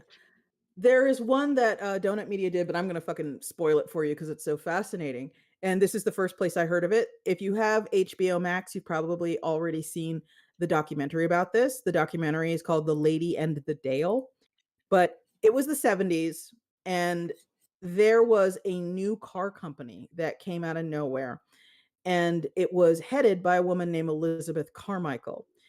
And it was during the '70s, so there was a big gas crisis. If you ever seen these classic photos of people just lined up out into the horizon trying to get gas from a gas station in the '70s, or signs that say all out, no gas, that was during the gas crisis. That was the '70s, and that was kind of like the death of the land boat, the giant ass like Cadillac style cars, until recently with like the Hummers coming back. But for decades after the gas crisis, small cars were in. And Elizabeth Carmichael just sort of came out of nowhere and she said, I have a super duper gas efficient three-wheeled car, and it's going to be the next big fucking thing. And she was kind of like perfect for the period and Honestly, it's a perfect. really good video. I wouldn't say more. Just tell people to go watch it. Yeah. And it's, oh, you know what? I'm going to take that advice. If you can find it, if it must, even if it must be, I mean, I can share the shifty look, link. acquired. I would watch The Lady in the Dale, and if you do not feel you can acquire The Lady in the Dale, just go to Donut Media and watch the video about Elizabeth Carmichael and her three-wheeled hyper efficient car. It's good shit. It's some of the best shit. It's really fascinating. And I mean, I'm just having like a car moment tonight, but weirdly related, I was literally talking to Matt, my Oh, husband, here we go. It's again. called How a Three-Wheeled Car Ended in Murder. Copy that. Yeah. Yeah. But I was talking to my husband recently about, Detroit, Michigan is not super far from Chicago. And there is something there that's very reminiscent of the Chicago hole, but much larger. And Sister Hole. a sister hole, not so much a sister hole, but there used to be a car company called Packard. And Packard used to be run out of Detroit, Michigan, because Detroit, Motor City, used to be just the heart of car manufacturing in the United States, built around car manufacturing. And the Packard plant, the Packard production line, took up multiple city blocks. And it was a gigantic building and gigantic series of buildings, I should say, all for the manufacture of Packard cars. And when Packard went out of business, the plant just kind of sat there and rotted and fell apart. So if you go to Detroit, Michigan right now and you go to the Packard plant, because it's still fucking there, Packard hasn't been a thing for 50 years and it's still there, you see the most fallout ass rotted husk of a building. And I would fucking love to check that place out at some point. Like I know it, like the whole, it's not going to be there forever. Somebody's going to do Oh something man, to it you know what I'd eventually. love to do? I'd love to get friends together and just take a vacation and go like to abandoned building. Yeah, Detroit, Michigan Packard plant should be on that list. I'm Kel, what actually is gonna your film. interest in touring abandoned buildings? It's fun. It's fun What about seeing Kel? large. I asked Kel specifically. Oh, I knew you'd be into it. I love dead things. I mean, I did it a lot in high school. I love dead things. But I mean when you have other choices, like when it's like not the only thing to do. I love dead. I don't know. Everyone, seriously, go and Google Detroit, Michigan Packard plant right now, and you will see, like, it's so fucking. There are literal trees growing on the roof. That's how abandoned this fucking There's a place place is. in Chicago called Pearl Southern Comfort that has boudin balls. Oh my god, I almost screamed in horror. I'm so fucking sad. Oh, I missed my fucking chance. Oh my god! What? Demolition of the Packard plant began September 29th, 2022. Fuck! I'll never see the Packard plant. God damn it. Wing. I'm so sad. I'm legitimately fucking sad. Abandoned buildings that I have witnessed are the Met State Hospital in Massachusetts, and the Fernald School, which is also in Massachusetts and is right behind my parents' house. Is my husband even in here? Because he's used to be very urbexy when he was young. He actually, Matt actually has a fucking funny story about, in retrospect, he had a moment where he understood white privilege. It had to do with exploring abandoned buildings. Because he used to go digging around in buildings that had very clear no trespassing signs posted. And he would take photographs. He did a lot of urban photography of abandoned buildings and just rot and ruin. It was one of his favorite things to do. And one time he got fucking caught. There was a security guard in the building he decided to sneak into, and he just got caught.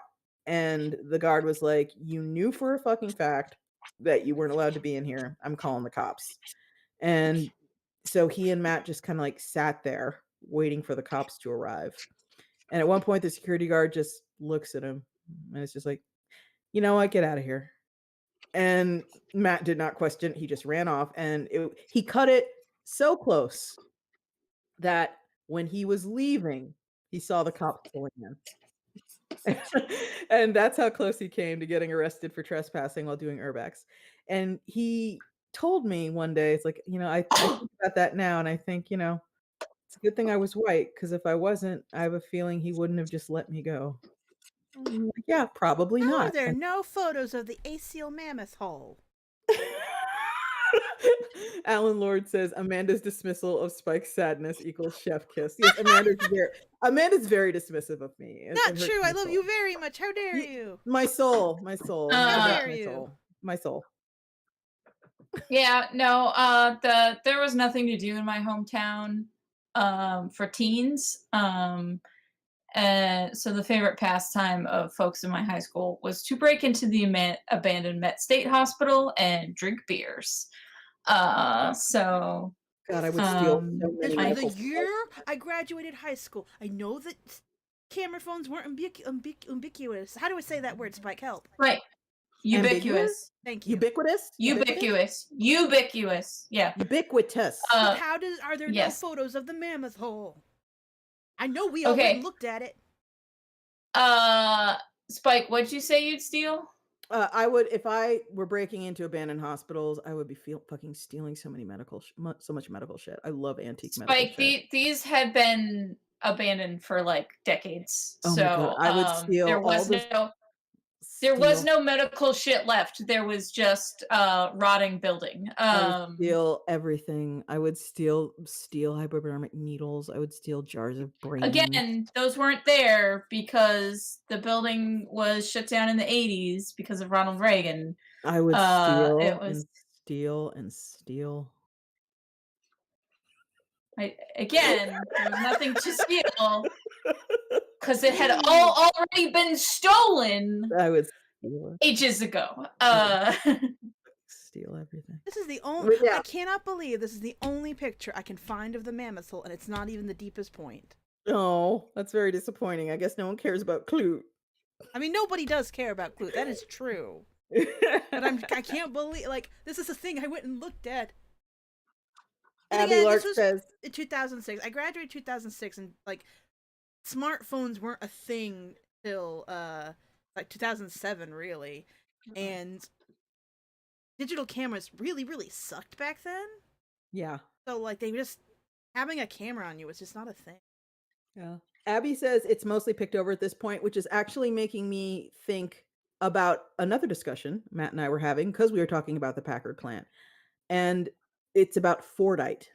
And for folks who have somehow not discovered this, Fordite is what they call chunks of paint that ideally have been stripped off of abandoned Ford Motor Company production lines, where back before they had these hyper efficient robots doing your car paint jobs, it was something that was a little more manual and as a result resulted in more waste. And this was happening in places that were not frequently cleaned. So you would get these layers of paint that build up in multiple colors. And it eventually, because it's car paint, because there's sort of almost an enamel like quality to it, it ends up being this almost rock hard, multi-layered, multicolored substance Gotta look. that we'll just call Fordite. And if you're interested in it, let me see if I can't spell it properly. FOR. Oh, there That's it is. what Fordite. I Oh my god. You can buy yeah. jewelry made from it, and it is expensive. Yeah, because they're not making any more Fordite. All the Fordite that's been made, that's going to be made, has You been can made. buy something called literally, this is the name of the item, ridiculous Fordite disc for $4,000. Yeah. This is shit that is scavenged out of old car plants and other places that paint things with hard enamel paints that are layer on layer on layer. And it's not really done this way anymore in manufacturing. So all the Fordite that has ever been made, that will ever be made, has been made. And people cut them into jewelry and they cut them into keychains and they cut them into buttons and they're really, really pretty. Yeah. But yeah, I remember talking to Matt about the This Packard one looks like a fucked up alien cherry pie. and he was saying like what is of use in an old car plant that people would strip out other than the obvious like copper and iron and so forth. I'm like, there might be Fordite there. And he's like, is that valuable? Yes, Fordite can be very Yeah, I'm gonna valuable. share this nasty looking alien cherry I want to see the alien cherry pie. covering me. It'll take a second because That's fine. Nero says Spike loves crime. I fucking love crime. I love all crime. All crime is good. Don't you know I live in Chicago, which is nothing but a giant no-go zone. I'm It's broadcasting. all Spike. crime in Chicago. Spike, you can tell I'm getting old. Because I recently spent time with one of my half sisters. I haven't seen her in a while, and she's a teenager now. And she was just talking very casual, like, "Oh, that store. I shoplift there all the time." And I was like, "Amanda, fight all your instincts to mother this person. They're not. They are no. Fight your instincts. You used to shoplift from Hobby Lobby. You cannot scold her." I was like, Pearls clutched. "It's like, no, don't scold the child." I was like, But "Oh yeah, no, I'm old now. If half the things she says make me go, you shouldn't be doing that." And I'm oh like, my "What? God. Who I did those absolutely things? Leave her be." I absolutely fucking get that though, because these days I just feel fucking woozy when I see clips of like 14, 15-year-old just absolutely bombing down these giant hills in San Francisco on skateboards and they don't have helmets on. I'm just like, "Oh my Okay, that's fucking God. different. This makes me feel really bad." I No, don't no, no. enjoy seeing you do this. No. I will allow children to shoplift. I will not allow them not to wear. Yeah, because not wearing a helmet is not going to give them like shoplifting is not going to give them brain damage. Yeah. And not wearing a helmet will. Yeah. I think what it is too is I favor documentaries while I work, and there have been multiple documentaries I've stumbled across on YouTube that are about traumatic brain injury survivors.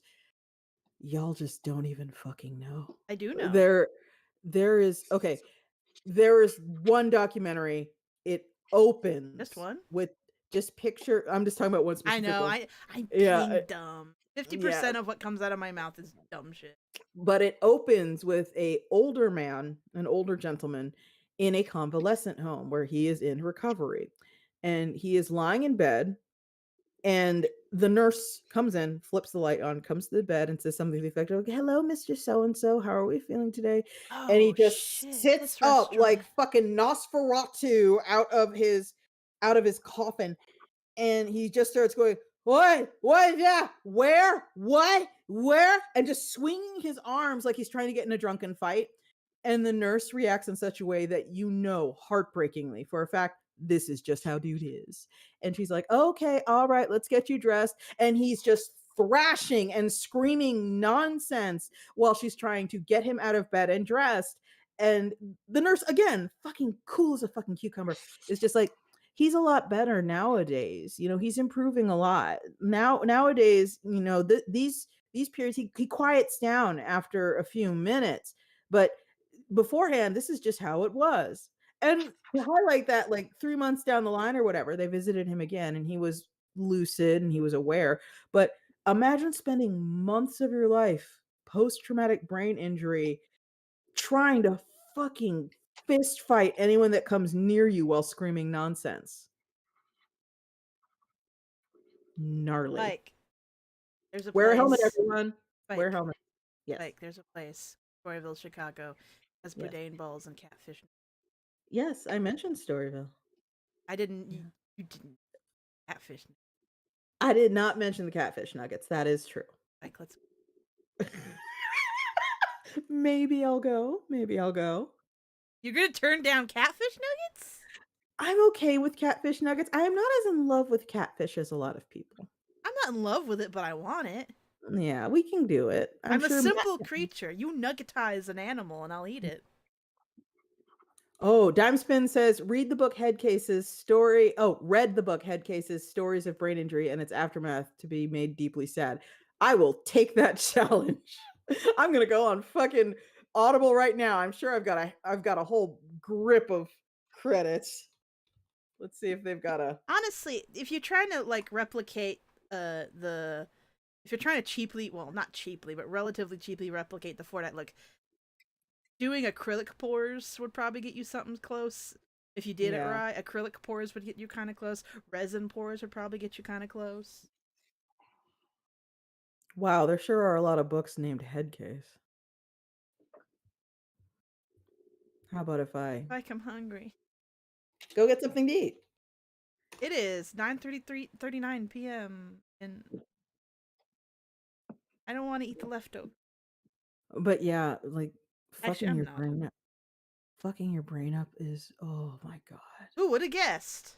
Oh my god. Like oh You need Who that would have thing. no. Who guessed that knew? fucking your brain up is bad? Well, obviously it's bad, but it is bad in ways that I I think a know, lot of Spike. I'm people. trying. It's actually kind of Yeah. a bummer conversation, and I'm lightening the mood. Oh, okay. All right. That's all. Okay. I'm trying to lighten. No more bummer conversations. No more bummer conversations. But I will take the moment, even though the podcast is not over. I would super appreciate if everyone here just followed me on Pillow Fort so you could keep reading my dumb Okay. comic about Bolshevik elves after Elon Musk sinks Twitter.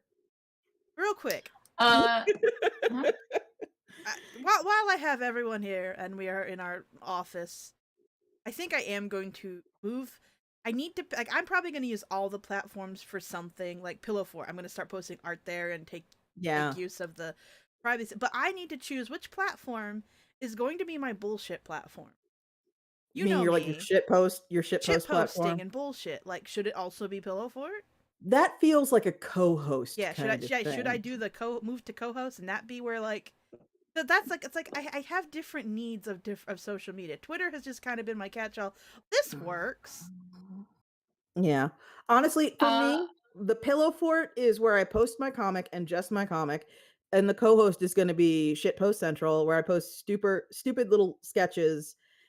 I don't think I'm going to have a microblogging or blogging platform after Twitter, which sounds kind of crazy, but I don't know. I don't want what anything will that's you even. do?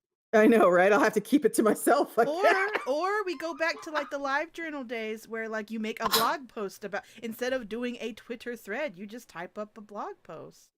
Yeah, I suppose there's that. Okay, Uh, that. this is a little thing that I made. So, Ed, Mana, please show that to the chat and tell them to follow me on all those places. Never. Isn't that on your Never will. Twitter though? But okay. Yeah. Okay. Sorry, this involves saving images. My downloads folder's getting fat. Okay. And Are you gonna I do it? should Are note you gonna do here. Chrome? Let me have the thing. Yeah, I should note here. I'm not one Also, of these. Kel, you might want to change the background slightly. The letters are hard for me personally. Oh, okay. I'm saying it Also, might not be a Mhm. problem for other people, but I'm just me personally. If anyone has eye problems like me, yeah. let me make I this just super big. Real. I Oh, just want to say super anyway, fast here Here that it is. This is all I'm Kel's not stuff. I'm not one of these catastrophists, doom and gloomers, fucking rolling around rending my garments around Twitter. I don't think it's going anywhere for the foreseeable future.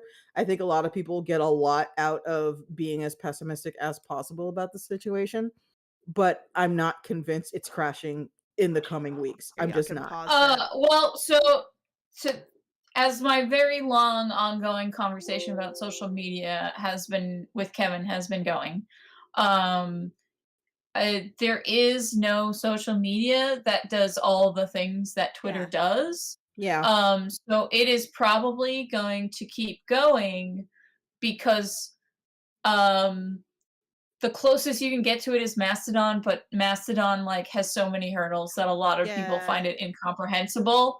So, Can I just say I and a lot fucking of hate the Mastodon? I hate it. the other socials are not microblogging. They are more they're bigger blogging or they are image focused. So it's kind of like in particular Twitter is really well suited to writers and in a way that no other social media is. So it's kind of probably going to keep going um a lot longer than people think it will, but it is also 15 years old and that's how long AOL lasted. Here's Well, my that thing. doesn't mean If people talk about anything. my huge platform and I might but like here's the thing. My biggest platform I ever had was Tumblr and I lost it. And then I moved over to Twitter and kind of had to build it back up. And I just now got it to where my Tumblr was. So now it's it is what it is. It is what it is. Yeah, here's the thing. Y'all, I walked away from Kickstarter, so I don't want to fucking hear about abandoning platforms. You know what I mean? It's Well, like also, I like, can't Yeah. say that shit on Twitter. I can't say that shit on Twitter. well, also like But on one hand, like Twitter has been super beneficial to a lot of people, but also like a lot of this shit existed before Twitter, so I don't Yeah. know. It's also a thing that talking to Kevin about is Twitter is not as helpful for people's careers as people think it is. Yes, it is. And same with all social media. Because someone actually did crunch the numbers and like, you know what's good for getting people to buy your shit is buying an ad on Facebook or Instagram is Okay. better than building a Yeah, thing like I think it's a little too intrusive, so I'm not gonna screen share and just show you folks, but one of the most perpetually frustrating and irritating things about Facebook is how effective it is, Yeah. like, advertising-wise. well, and specifically it's ads because Yeah. it's Well, free stuff is not that helpful. well, it's Like also No. like user base. Like Twitter is extremely active, but when you look at the numbers, Twitter's user base is actually not that high. No, Twitter is definitely far and away not the biggest social media platform out there. I don't even think if you're including, like, the Chinese firewalled ones, it's in the top 10. Yeah, no, it's mhm, not in the top 10. It's not that yeah. big. It has an outsized influence because of the kind of people who are on it and people writing essays and having outsized political influence from their Twitter accounts. But oh my fucking god. So like Sorry, I'm just Yeah. when I okay. was on, I'm like, for example, when I was on Tumblr, my referrals for stuff was way better because like almost everyone who was following me or everyone who saw my stuff usually were the kind of people who wanted to see my shit. Twitter will uh-huh. put my shit in Yeah. front of people who just don't give a shit. Oh, absolutely. Twitter will do that shit. But I'm trying to open a page right now, so because I just took a screen grab and I would like very much to Nero edit this. stole my job. I would like very much to edit this screen grab. Are you okay, Clip Studio Paint? And I'm going to show you. So here's the thing. If you follow me on Twitter, you've seen me singing the praises of BackerKit just obsessively. That is not without reason. I'm going to cut and paste, and I don't know how we're going to get this to you people. Stop making me work. But maybe you can show this to folks, Amanda. I like how I just said Nero took my job, and then just 2 seconds later, stop making me work. Stop making me work. How dare you? Okay, so can I just crop it? Can I just crop it? Are you gonna be like that, or can I crop it? Oh, that's a nice bridge, Kim. Yep, it's the Brooklyn Bridge. I am going to. Oh, what are you doing? Maybe if I I just have escape. finished penciling my failure to launch story. Yeah. What's failure to launch? Sounds Wait, dumb. That's this dumb anthology that I'm in. you It's can't do it's that when we dumb. talked about it earlier. Are you getting paid by the hour? Because if you're not getting paid by the hour, it's not worth it. I will get How the dare. water. I will get the water bottle and I will squirt you right in the face. I'm just hanging on the drapes, locking eyes with you. Okay. Ooh.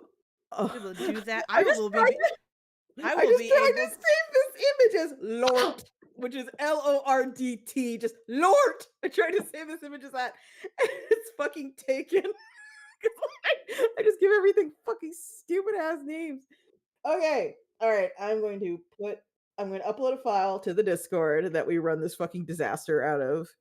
And I would like you, if you can, Amanda, to figure out a way to show this to people. Because what I was saying is that I currently have, there we go. And let me just go ahead and send that. I currently have banner ads running on Facebook through BackerKit to support the Smut What is Peddler the double. context for this? This has no context. I'm literally saying This it right is now. And Okay, then no. Okay, then give me a second because if I link it, here, let me save it. But if I link it and then they're gonna see Yeah. it before you talk about it. So give me a hot. Yeah. Don't start talking about it Yeah. until I Okay. can put it on the screen because Okay. otherwise there will be no. What you are context. about to see. No, I don't is- yet. Hey. I have to put it on the screen first. Okay. All right. I mean, I'm pre-gaming it No. though. Okay, now go. Okay, Iron Circus has a Facebook page. I'm not super active on it. It's just kind of there because 9 times out of 10, 99 times out of 100, I am not paying for promotion on Facebook. So the Iron Circus page on Facebook is what it is. I ignore it. However, when I'm running crowdfunding campaigns with BackerKit, there are people there who only do marketing. And marketing is a profession with specialists for a reason. This is the difference that that having marketers, people who are in marketing, promoting your work and your platforms makes. You will notice that the people who know I am alive are up 5,576%. Post engagements are up 3,153%, and page likes are up 567%.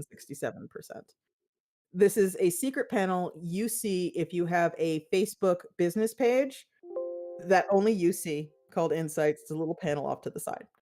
And that's just how it is I'm when gonna you take it down. actually when you Spike. yeah, when you give money to Facebook, those are the results you Do get. we have to disclose that this is an ad? Is this an ad, Spike? It's not an This is an ad ad for for Backer Kit. I'm just really fucking happy that I left Kickstarter and am now working with BackerKit because they're fucking incredible. Well, so it's all, but so this is supporting the thing I was talking about is like people are like, oh well, how do I promote my stuff? And the fact is that social media was doing a slightly piss poor job promoting your stuff.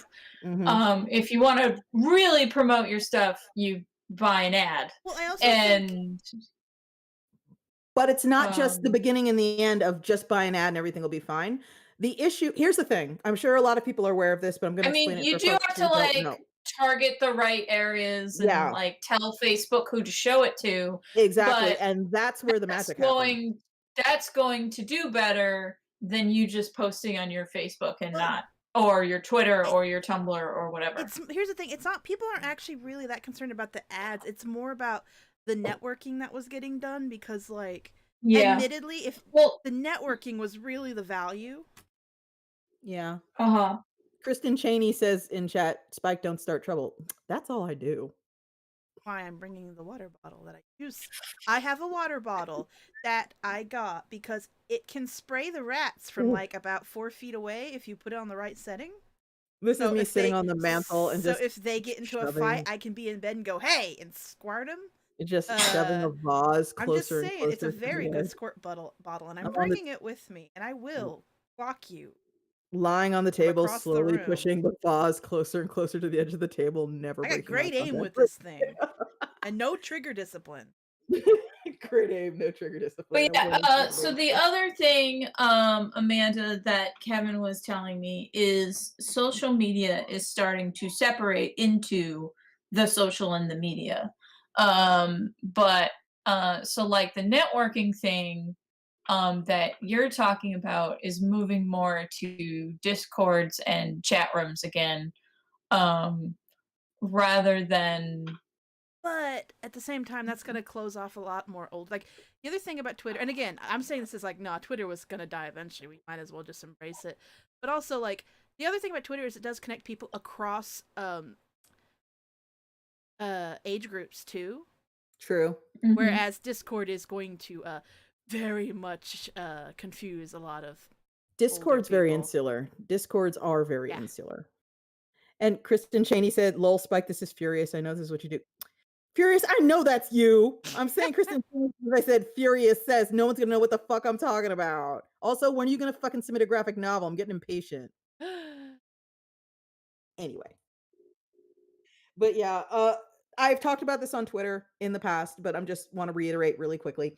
You folks saw the results of actually shelling out, paying to play, and it cannot be denied. There is a significant improvement in the response If you that can you get afford it, yeah. when you actually start fucking paying for Facebook. And it sucks and I hate it, but it is an undeniable advantage if you have the money to And pony up, which is the sort of direction social media in general is moving in. Back in the day, maybe 5, 10-ish years ago, it was a lot easier to air quotes go viral simply by dint of please like, share, retweet. That worked for a whole lot of people. I believe in my heart today that will not work. well, the I other thing is when like Twitter was not always the best, like great at what it does. People had to like figure out how to make it work. Oh yeah. Kind of like how we had to work out how to make Tumblr work. We have to make. There's going to be whatever with all these different platforms people are moving to. There's going to be growing pains, but I'm pretty sure you're going to find very unique ways to make those specific platforms work that didn't work on Twitter. Yeah. Absolutely. Mhm. People will find a way. I've been around since AOL fucking chat rooms. I remember when people lost out on not IRC, AIM. Uh, just shit just fell I by the met wayside, y'all in and an IRC chat room. yeah, like, the internet's not just gonna fucking fall apart. Again, I'm saying this from a place where, no, I don't think Twitter's going anywhere for the foreseeable future. I just don't. I don't believe it. But at the same time, even if it did, it's not like the internet would never recover. The thing that to this day I personally feel is the only occurrence of a social media platform going down and literally changing the fabric of the internet forever was Google Reader. Oh my Google gosh. Yeah, I still mourn Google Reader because what Google Reader was this automatic, easy to use, one-stop shop where you could subscribe to an RSS, put it on your page, and then you had one page you were scrolling to see everything you're interested in, but this simultaneously allowed people to maintain individual sites, individual blogs, etc.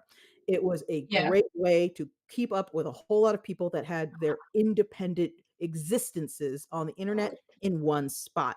When Google nixed Google Reader, it changed the internet I forever. I'm pretty sure isn't there a Chrome extension that can kind of do that now? There is, It's but the like thing about Reader Feeder is or something. Oh, Reader, is that what it is? yeah, it was like a curb 2 inches high is the thing about Reader. It's right there, it's easy to use, it walks you through it. Your grandma could use Google Reader, and that it And came with your Google account. for that point, talking to Kevin about the way the different social medias worked, if you don't want to pay for ads, the best way to promote your stuff is starting a newsletter. That Because does work. putting your email into a newsletter sign up thing is a super low barrier to Yeah. entry. Yeah. And artists in particular have an extremely high click through rate on their newsletters, that um, most people Yay, don't. IRC hashtag webcomics vets. Yes. Oh, yeah. Yeah, I Fucking drama remember. I was factory. like working on my early versions of Love Me Nice. I was like, I want to put this on the internet, and someone's like, hey, check this out. Look at this, and they linked me to Gunner Craig Court, I think, and I was like, oh, Mm, okay. How do mm. I do this thing? And then it Yeah. was like, I don't know. I think there's an IRC where people are talking about, here you go, and then I met y'all, But, I mean, and again, my life was ruined. sorry about that. Yeah, Ruined forever. Ruined forever. But, Monster. yeah, I'm not saying I this with met y'all any in a kind of, dark like alley, and you got me hooked on drugs. I'm not saying this with any kind of joy in my heart or smugness, but I really think that social media is especially especially now that we're in a place where Apple makes it super easy to disallow apps from tracking you. Yeah, That is super Android important. too. Android too? Okay. Yeah, you Uh, can get and do you can do custom permissions for all that shit. yeah, the whole here's the whole deal. Uh, App tracking is super valuable for marketing and advertising, and Facebook part of the reason Facebook encourages you when you sign up, "What are your interests?" and things like that, is those are keywords that they then sell to advertisers. If you put in your Facebook profile, "I like kittens. I like, I don't know, Mounts Vesuvius. I'm a Capricorn." That's how you get served those crazy ass Facebook shirts that say, "Never ask a Capricorn where she found her kitten. She's too busy on Mount Vesuvius." You know, that those fucking t-shirts. Like That's why I those t-shirts come from. also, if you're going to use Facebook even remotely, you should give it those things because I haven't told Facebook my interests, and you want to know what Facebook shows me. I log on to Facebook once a month to copy paste my newsletter into my Facebook business page. Uh-huh. Um, but first, I have to look at the personal account that I have not touched in years. And I have not given Facebook any information. And so I know what Facebook does when you give it nothing. It says, "Would you like to hear about how vaccines are a lie?" And then it sent me another article a couple months ago that's like, "Did you know that trans women are ruining girls' sports in high schools. That's who's on And it's Facebook. yeah, and that's what Facebook shows you when you give it nothing. Yeah, it sucks real bad, but and that's part of the reason I say it sucks real bad, but, it's one of those things where I'm running a business, we're all trying to survive capitalism. Part of surviving capitalism is getting the people I work with the best payday I can literally manage within the means of my own I think morality. I'm sitting here thinking about it, and like I think one of the like the upsetting thing about Twitter is Mm, I realize like yes, there's a lot of younger people who clearly do not remember internet yeah. publishing and media platforms before Twitter, so they just we've been through this. We've seen it come and go, and we've jumped from platform to platform to platform to And platform, it's and been long enough that the younger people on Twitter have never yeah, seen they a don't know thing. anything other Yeah. than this. But also, the barrier of entry was so low and the engagement was so like easy that like there are probably older people too who never would have engaged with the platforms that we did, who never would have, but do engage with Twitter. Mhm. So like Yeah. yeah, there's groups of people who either don't remember what it was like before Twitter or wouldn't have used those things anyway before. And Yeah. that's why I think that Mastodon is not gonna take off because it It's is too much of a yeah. barrier to entry. I think Um, it's going to be very useful for select groups of people. Like here is a Mastodon for people, a Mastodon instance for people who are really into model cars. That's going to be where it like really takes off for like groups, kind of like forums, I guess. Yeah. Like here's a Twitter, but this Twitter is just for ball joint doll fans. Yeah. And I'm sorry, but I'm not fucking going back to Tumblr, everyone. It's not happening. I understand if a lot of people want to. I'm going to give Pillow Fort a try, and if it accommodates my shit posting well, I'll yeah. stick with it. Tumblr, I love not just for the art sharing, but because I had my beautifully cultivated shitpost garden. I only followed like people who shitposted, and it was beautiful. And every day I woke up to my beautiful shitpost garden, and it brightened my day. Yeah. And when I lost that, I was very sad. So I will Yeah. try. I will get on Pillow Fort, and I will give it the good old college try to share my art, but also be a little gremlin. And if I Yeah. can I successfully be a gremlin, I yeah, will if not I also try to be on co-host. yeah, if I'm on both, really, I'm, hedging my bets, seeing what takes off and what doesn't. And the thing I always hear about Pillow Fort, it's like, "Oh my god, but it's so dead." Is it? Like, I fucking reload it and the feed is fresh every time. So maybe you're just not following anybody. I don't know what to tell you. Follow more people, I guess. I don't know. But, join Pillow Fort. I'm going to tell everyone the communities I am in Pillow Fort. Okay. So join Pillow Fort and join 24-hour comics day and active users and art tips and artists alley and beta users and game dev and general art and I made a thing and illustrators and indie. There's so many fucking communities that I'm in. But yeah, there's so many. There's so fucking many. If it's boring, it's like that line from that song, if you're bored, then you're boring. Just maybe find places that actually update and look at them. I don't know what else to tell you. I think I'll give Pillow Fort the old try. Yeah. I just need a Plus, place to be a gremlin. I don't yeah, necessarily need a place to promote my shit.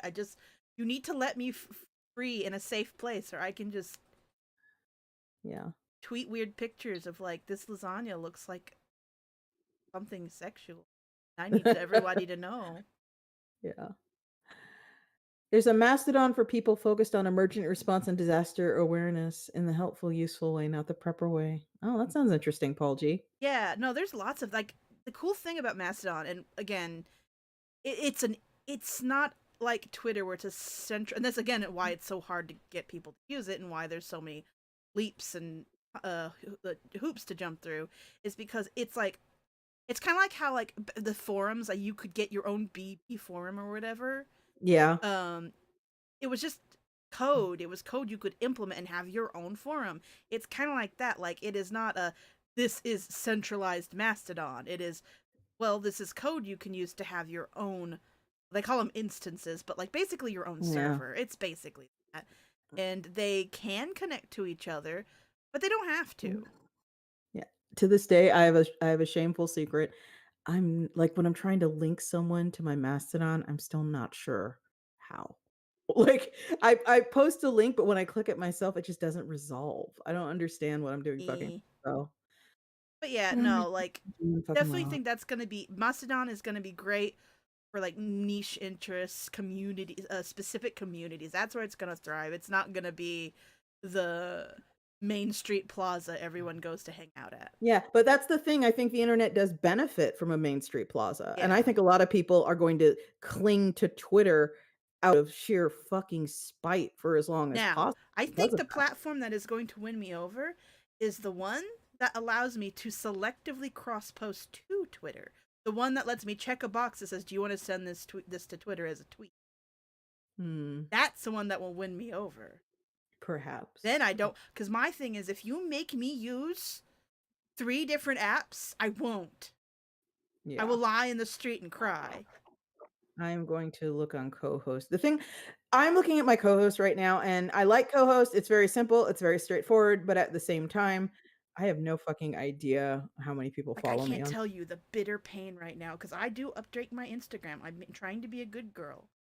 I'm trying. I But made a new Instagram. I saw, I followed it back after I made sure it wasn't like an impersonator. I was like, I sniffed it good. Like, is this an impersonator? No, this is Kel. But yeah, I think right now a lot of the stuff I'm doing with co-host, specifically with Mastodon to a lesser extent, it they're belt and suspenders kind of stuff. I'm not planning on dipping out of Twitter anytime soon, and I don't think Twitter will force me to dip anytime soon. It's just I I'm don't just want to let the lazy. door I don't want the door to close behind me. That's just my fucking life Yeah, philosophy. that's why that's why the platform that wins me over is the one that lets me cross post instantly, because then I will keep updating Twitter. It'll just be duplicate shit. Like, if you want to keep following me on Twitter, you can. Yeah. I just don't want Yeah. to post like I Yeah. said, updating my Instagram. Even that's like I have to like make myself do it, because I'll post things to Twitter and then go "Now post it to Instagram." All you gotta do is copy paste what you said and then post the same image you just posted. And I'm like, I don't want it. Also, can I just say something really quick? If anyone in here is No, Spike, responsible. you can't. You're Shut up. not allowed to talk Shut up. anymore. Shut up. Shut up. Also, can you Uh, say something quick? yes, I can. Anyway, I got my timer. I am getting added to a bunch of lists on Twitter because a lot of people are preemptively disconnecting themselves from any sort of algorithmic manipulation of their timelines by enacting lists. And it has been the most incredible self-esteem boost to see the names of the lists I have being added to. Thank you very much, everyone who is adding me to these lists with Wow, names way like to make me feel bad. you are being added to lists too, I so I don't even am. want to I'm fucking hear. sorry. So you know what I'm talking about if you go I and also you look got at the added names to a of the list list. called dorks. I I think you got probably added to got a added to list dorks called too. Cool Kids Table, and I'm like, that's how I know you don't know me. I have not been added to any lists because no one likes me. No, it's Because you're because you're not active. active. Yeah. Yeah. Whereas I I got tweet a every day, and Yeah, I get added to lists like cool peeps and art people and people I actually want to see and things like that. I'm like, "Oh." that's because you can follow Spike and get a history. Yeah, I'll tell you Follow about me, and terrible. I'll terrible- probably make a really stupid joke, and it won't be Yeah. funny, and yet you'll still follow me. And you'll follow Amanda and you'll see Amanda posts a picture which is censored and you're going to be like, "Oh, Amanda." And you click it and it's just Amanda holding a naked rat. Yeah, it Twitter hasn't thought it was happened a in a while. dick. I've been so busy, I haven't been taking pictures, but yeah. Did you see that Tumblr added two blue checks? Yeah, oh no, Yes, no, I not two. No, no, did. no, no, no, no, no. No. It is not 2 blue checks. There is no cap on the checks.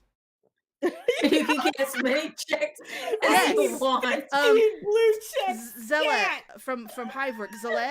Zell from Hiveworks Yeah. bought so many. Their screen name is squished. Like in the formatting, it's like almost like the letters are stacked on top of each other because they got that many checks. They put no cap on the checks, and you can buy them from other people. Oh my god. And also, did you read the fine print? You know, I No. Quickly, did y'all read the fine print on the no, I checks? didn't. I The didn't. fine No. print says they could at any moment turn into crabs. That's Oh, I'm fucking sorry. There is I'm great! sorry. Chat is correcting me. There is a cap. It's 24. Oh my fucking lord! Because that's how many fit on a line, I bet. But they're still format destroying. It's great. Oh my fucking god, that's amazing. Yeah, you can Dimespin buy said, as "I many. was added to a Twitter list called 30 to 40 feral hogs." Yes. You can Oh only have god. you can only like that list Yeah. can only contain 35 people. Yeah, Tumblr, with that story, I've decided Tumblr has what I can only really describe these days as Sonic the Hedgehog energy. As in, there was a period not that long ago where everyone thought Sonic was the fucking most bullshit, uncool thing on earth. And then it's like Sonic the Hedgehog itself, the IP, decided to like lean into that and decide to be part of the joke as opposed to the butt of the joke. And it has miraculously worked. And Tumblr seems to be going for that same thing. I mean, because the only people who stayed were the shit posters, honestly. Yeah. And they were the heart blood. Yeah. They are like, people talk, oh, the porn's gone, Tumblr. Like, no, the lifeblood has always been the shit. Yeah. I'm not interested in that place. I mean, I've already deleted a blog once. I'm not interested in deleting it again. Tumblr locked me out of all of my accounts. Yeah. For 2 years I tried to get them back. This was like before the Tumblr apocalypse. I was trying to get my accounts back.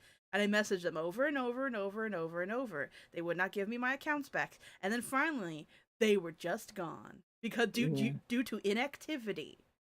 Yeah. See, I'm not interested in putting 2 years into an account and then it just disappearing because somewhere down the line, someone else becomes CEO and decides titties aren't okay again.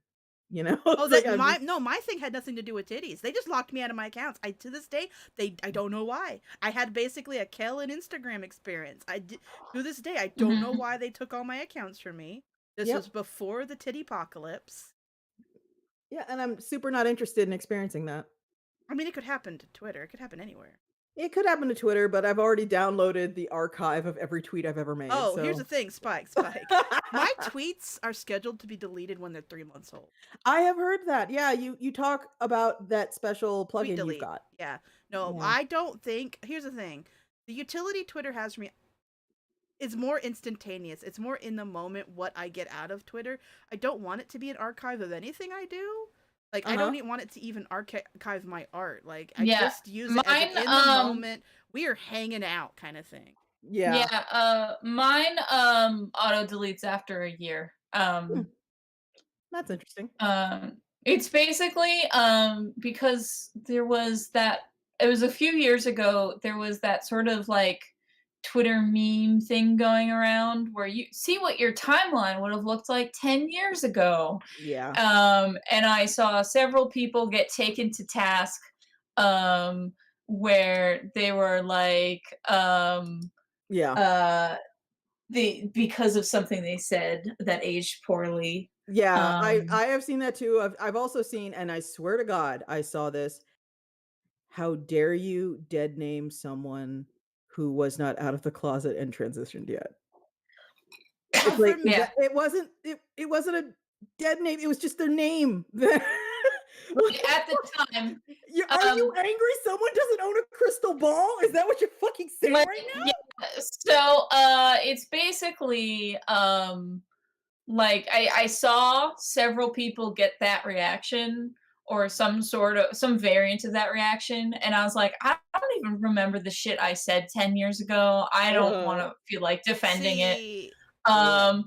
And I figured a year was good because, you know, sometimes I need to look up like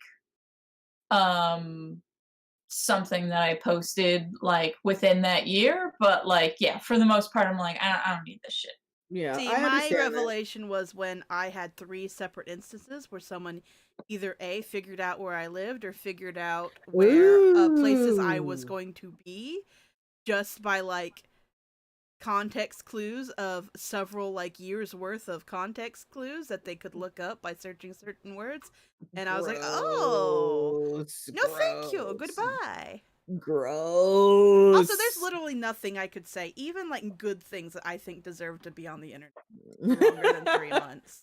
Yeah, I have to say, parasocial shit is fucking wild. I will never forget. What the fuck was it? When me and Lynn were tweeting about going somewhere, and weren't being explicit about where we were going, but the context clues were there enough that someone who followed both of us and lived nearby us was like, "Oh, cool, I'll see y'all there too." And it was like, No, no, like, no, why? no, Y'all, I love you all. I love you all. Don't do that. Don't fucking do that. Like, oh, fuck. I remember early Twitter straight it's up. too late, And this is Spike. I did it. no, shut up. No, I remember early fucking Twitter. We're talking 10, 12, 13 years ago, where there was kind of and I have mentally referred to them as this, and apologies if this makes you roll your eyes, but it's how they manifest in my reality. I refer to a group of people of which I was on the periphery of at the time. I refer to them as the monsters of webcomics. And they Uh-huh. would have conversations on Twitter that were along the lines of, okay, con's closing. What's up? Where are we going? Stuff like that. They learned Mhm. very quickly not to do that. Yeah. That is all I have to say.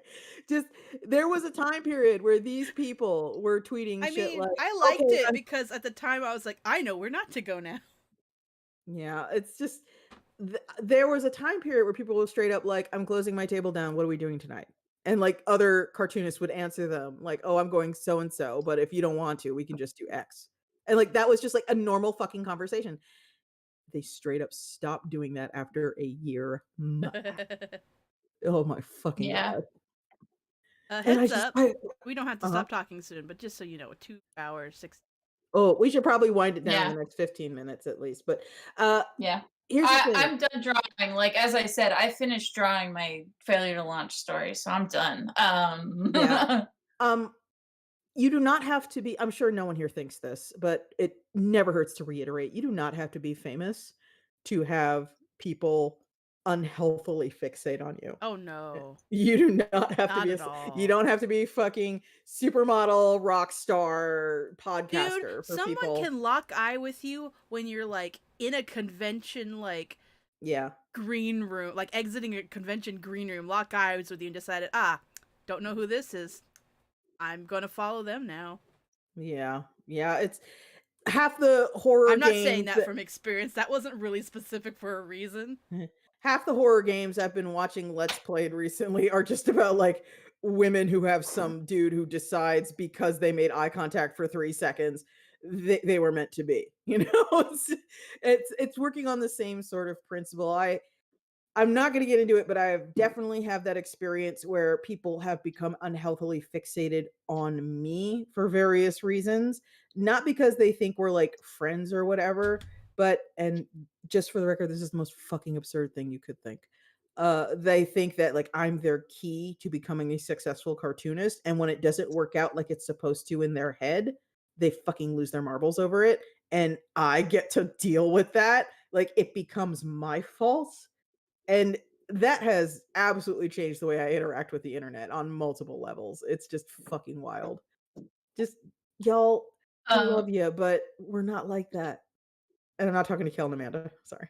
Oh, I mean, sometimes all it takes is you just draw a hot girl, and someone's like, "Oh, you've drawn my wife. Now you Yeah. are beholden to me." Yeah, exactly. And they start giving you fucking orders about what to do with the stupid little cartoon doodle you drew. And it's like, holy shit.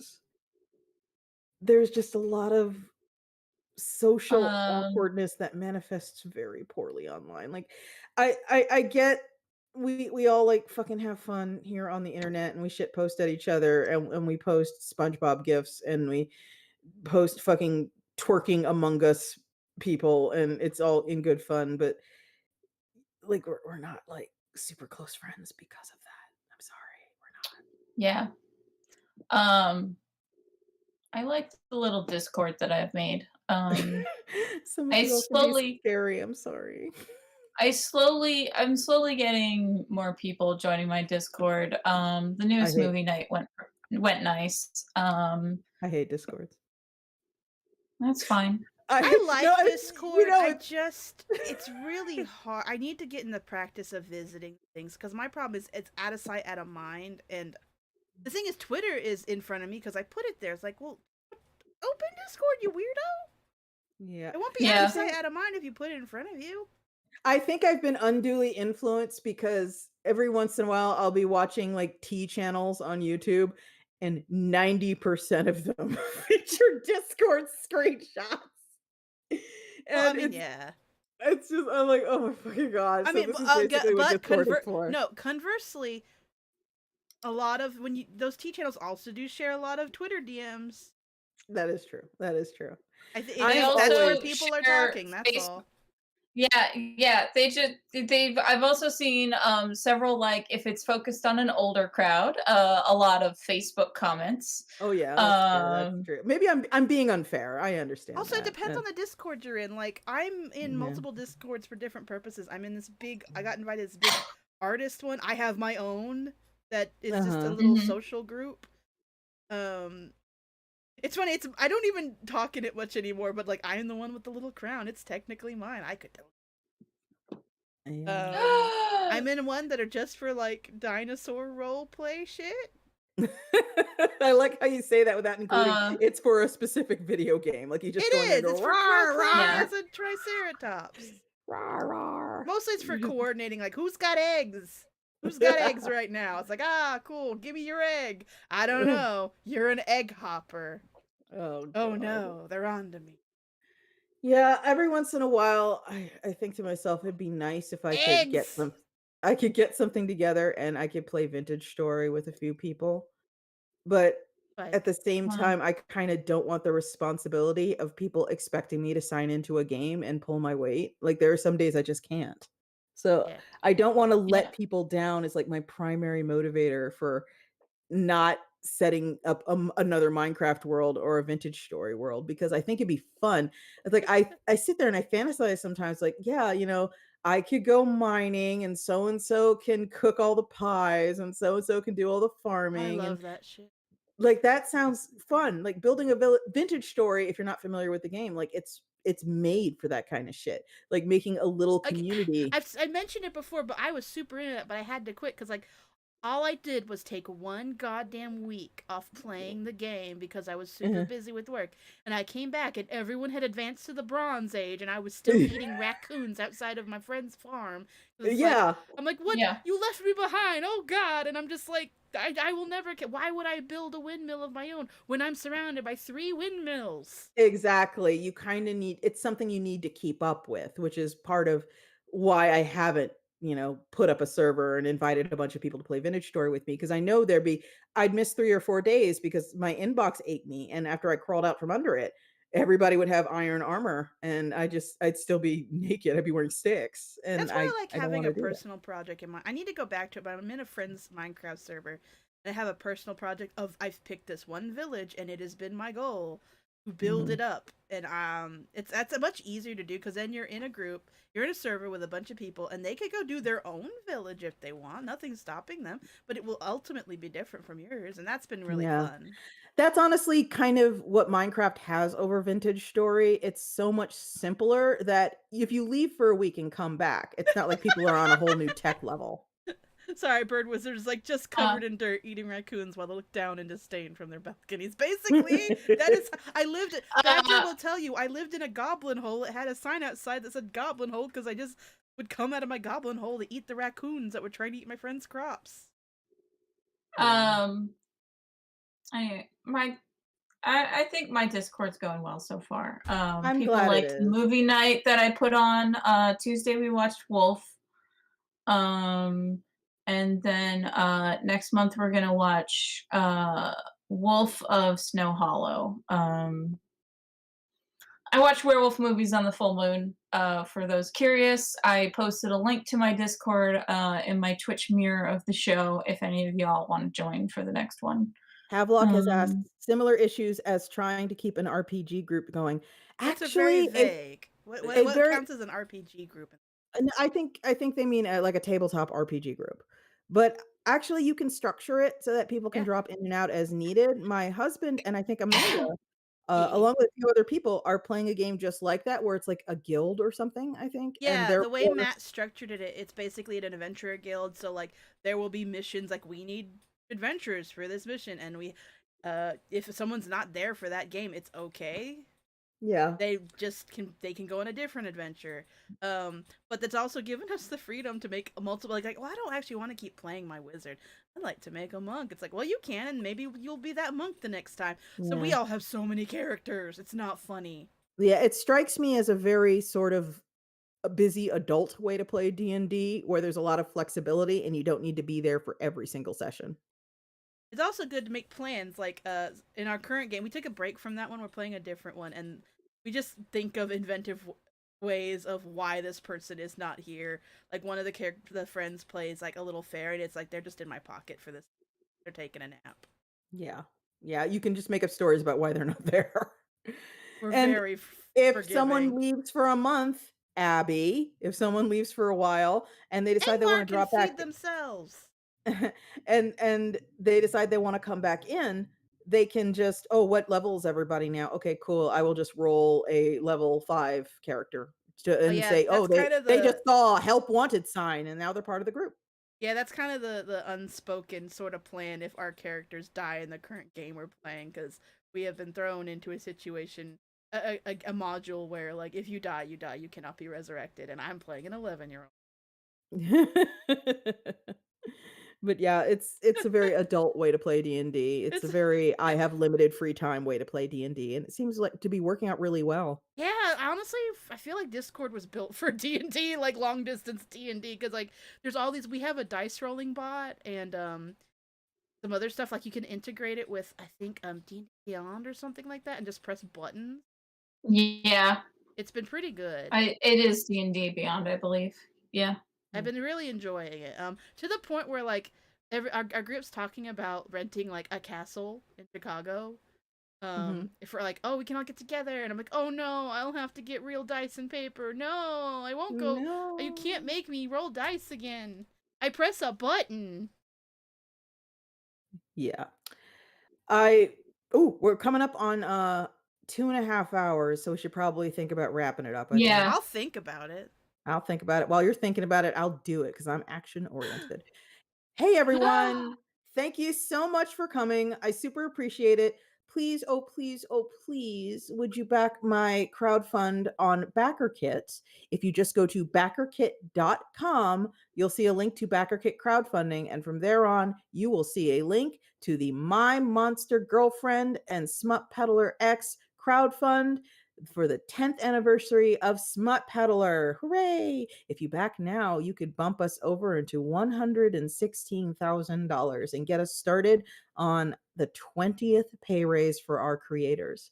If you're interested in listening to me more and seeing the stuff I draw, it'd be super cool if you could go to pillowfort/Iron Spike, pillowfort.com rather, /Iron Spike, cohost.com /Iron Spike, or twitter.com /Iron_Spike. I run Iron Circus Comics. That's at Iron Circus Comics on Twitter, spelled COMIX, because the proper spelling will not fit. I'm Kel. I make comics about gay werewolves that you can read at kelmcdonald.com. I also have comics that I post on Patreon at patreon.com/kelmcdonald, and I stream on twitch.tv/kelmcdonald. And Amanda showed a picture that had all my social Yeah, you can medias go back earlier, and so pause you it. you can just go pause it and read all those. And I will update them because I am hiring an assistant to update them for me. So I won't have Amanda's problem of, oh, now I don't feel like copy pasting to all these other social medias. Like, it will literally be this person's job to do that for me. So, I could yeah. train the So, rats. Oh, I'm Amanda.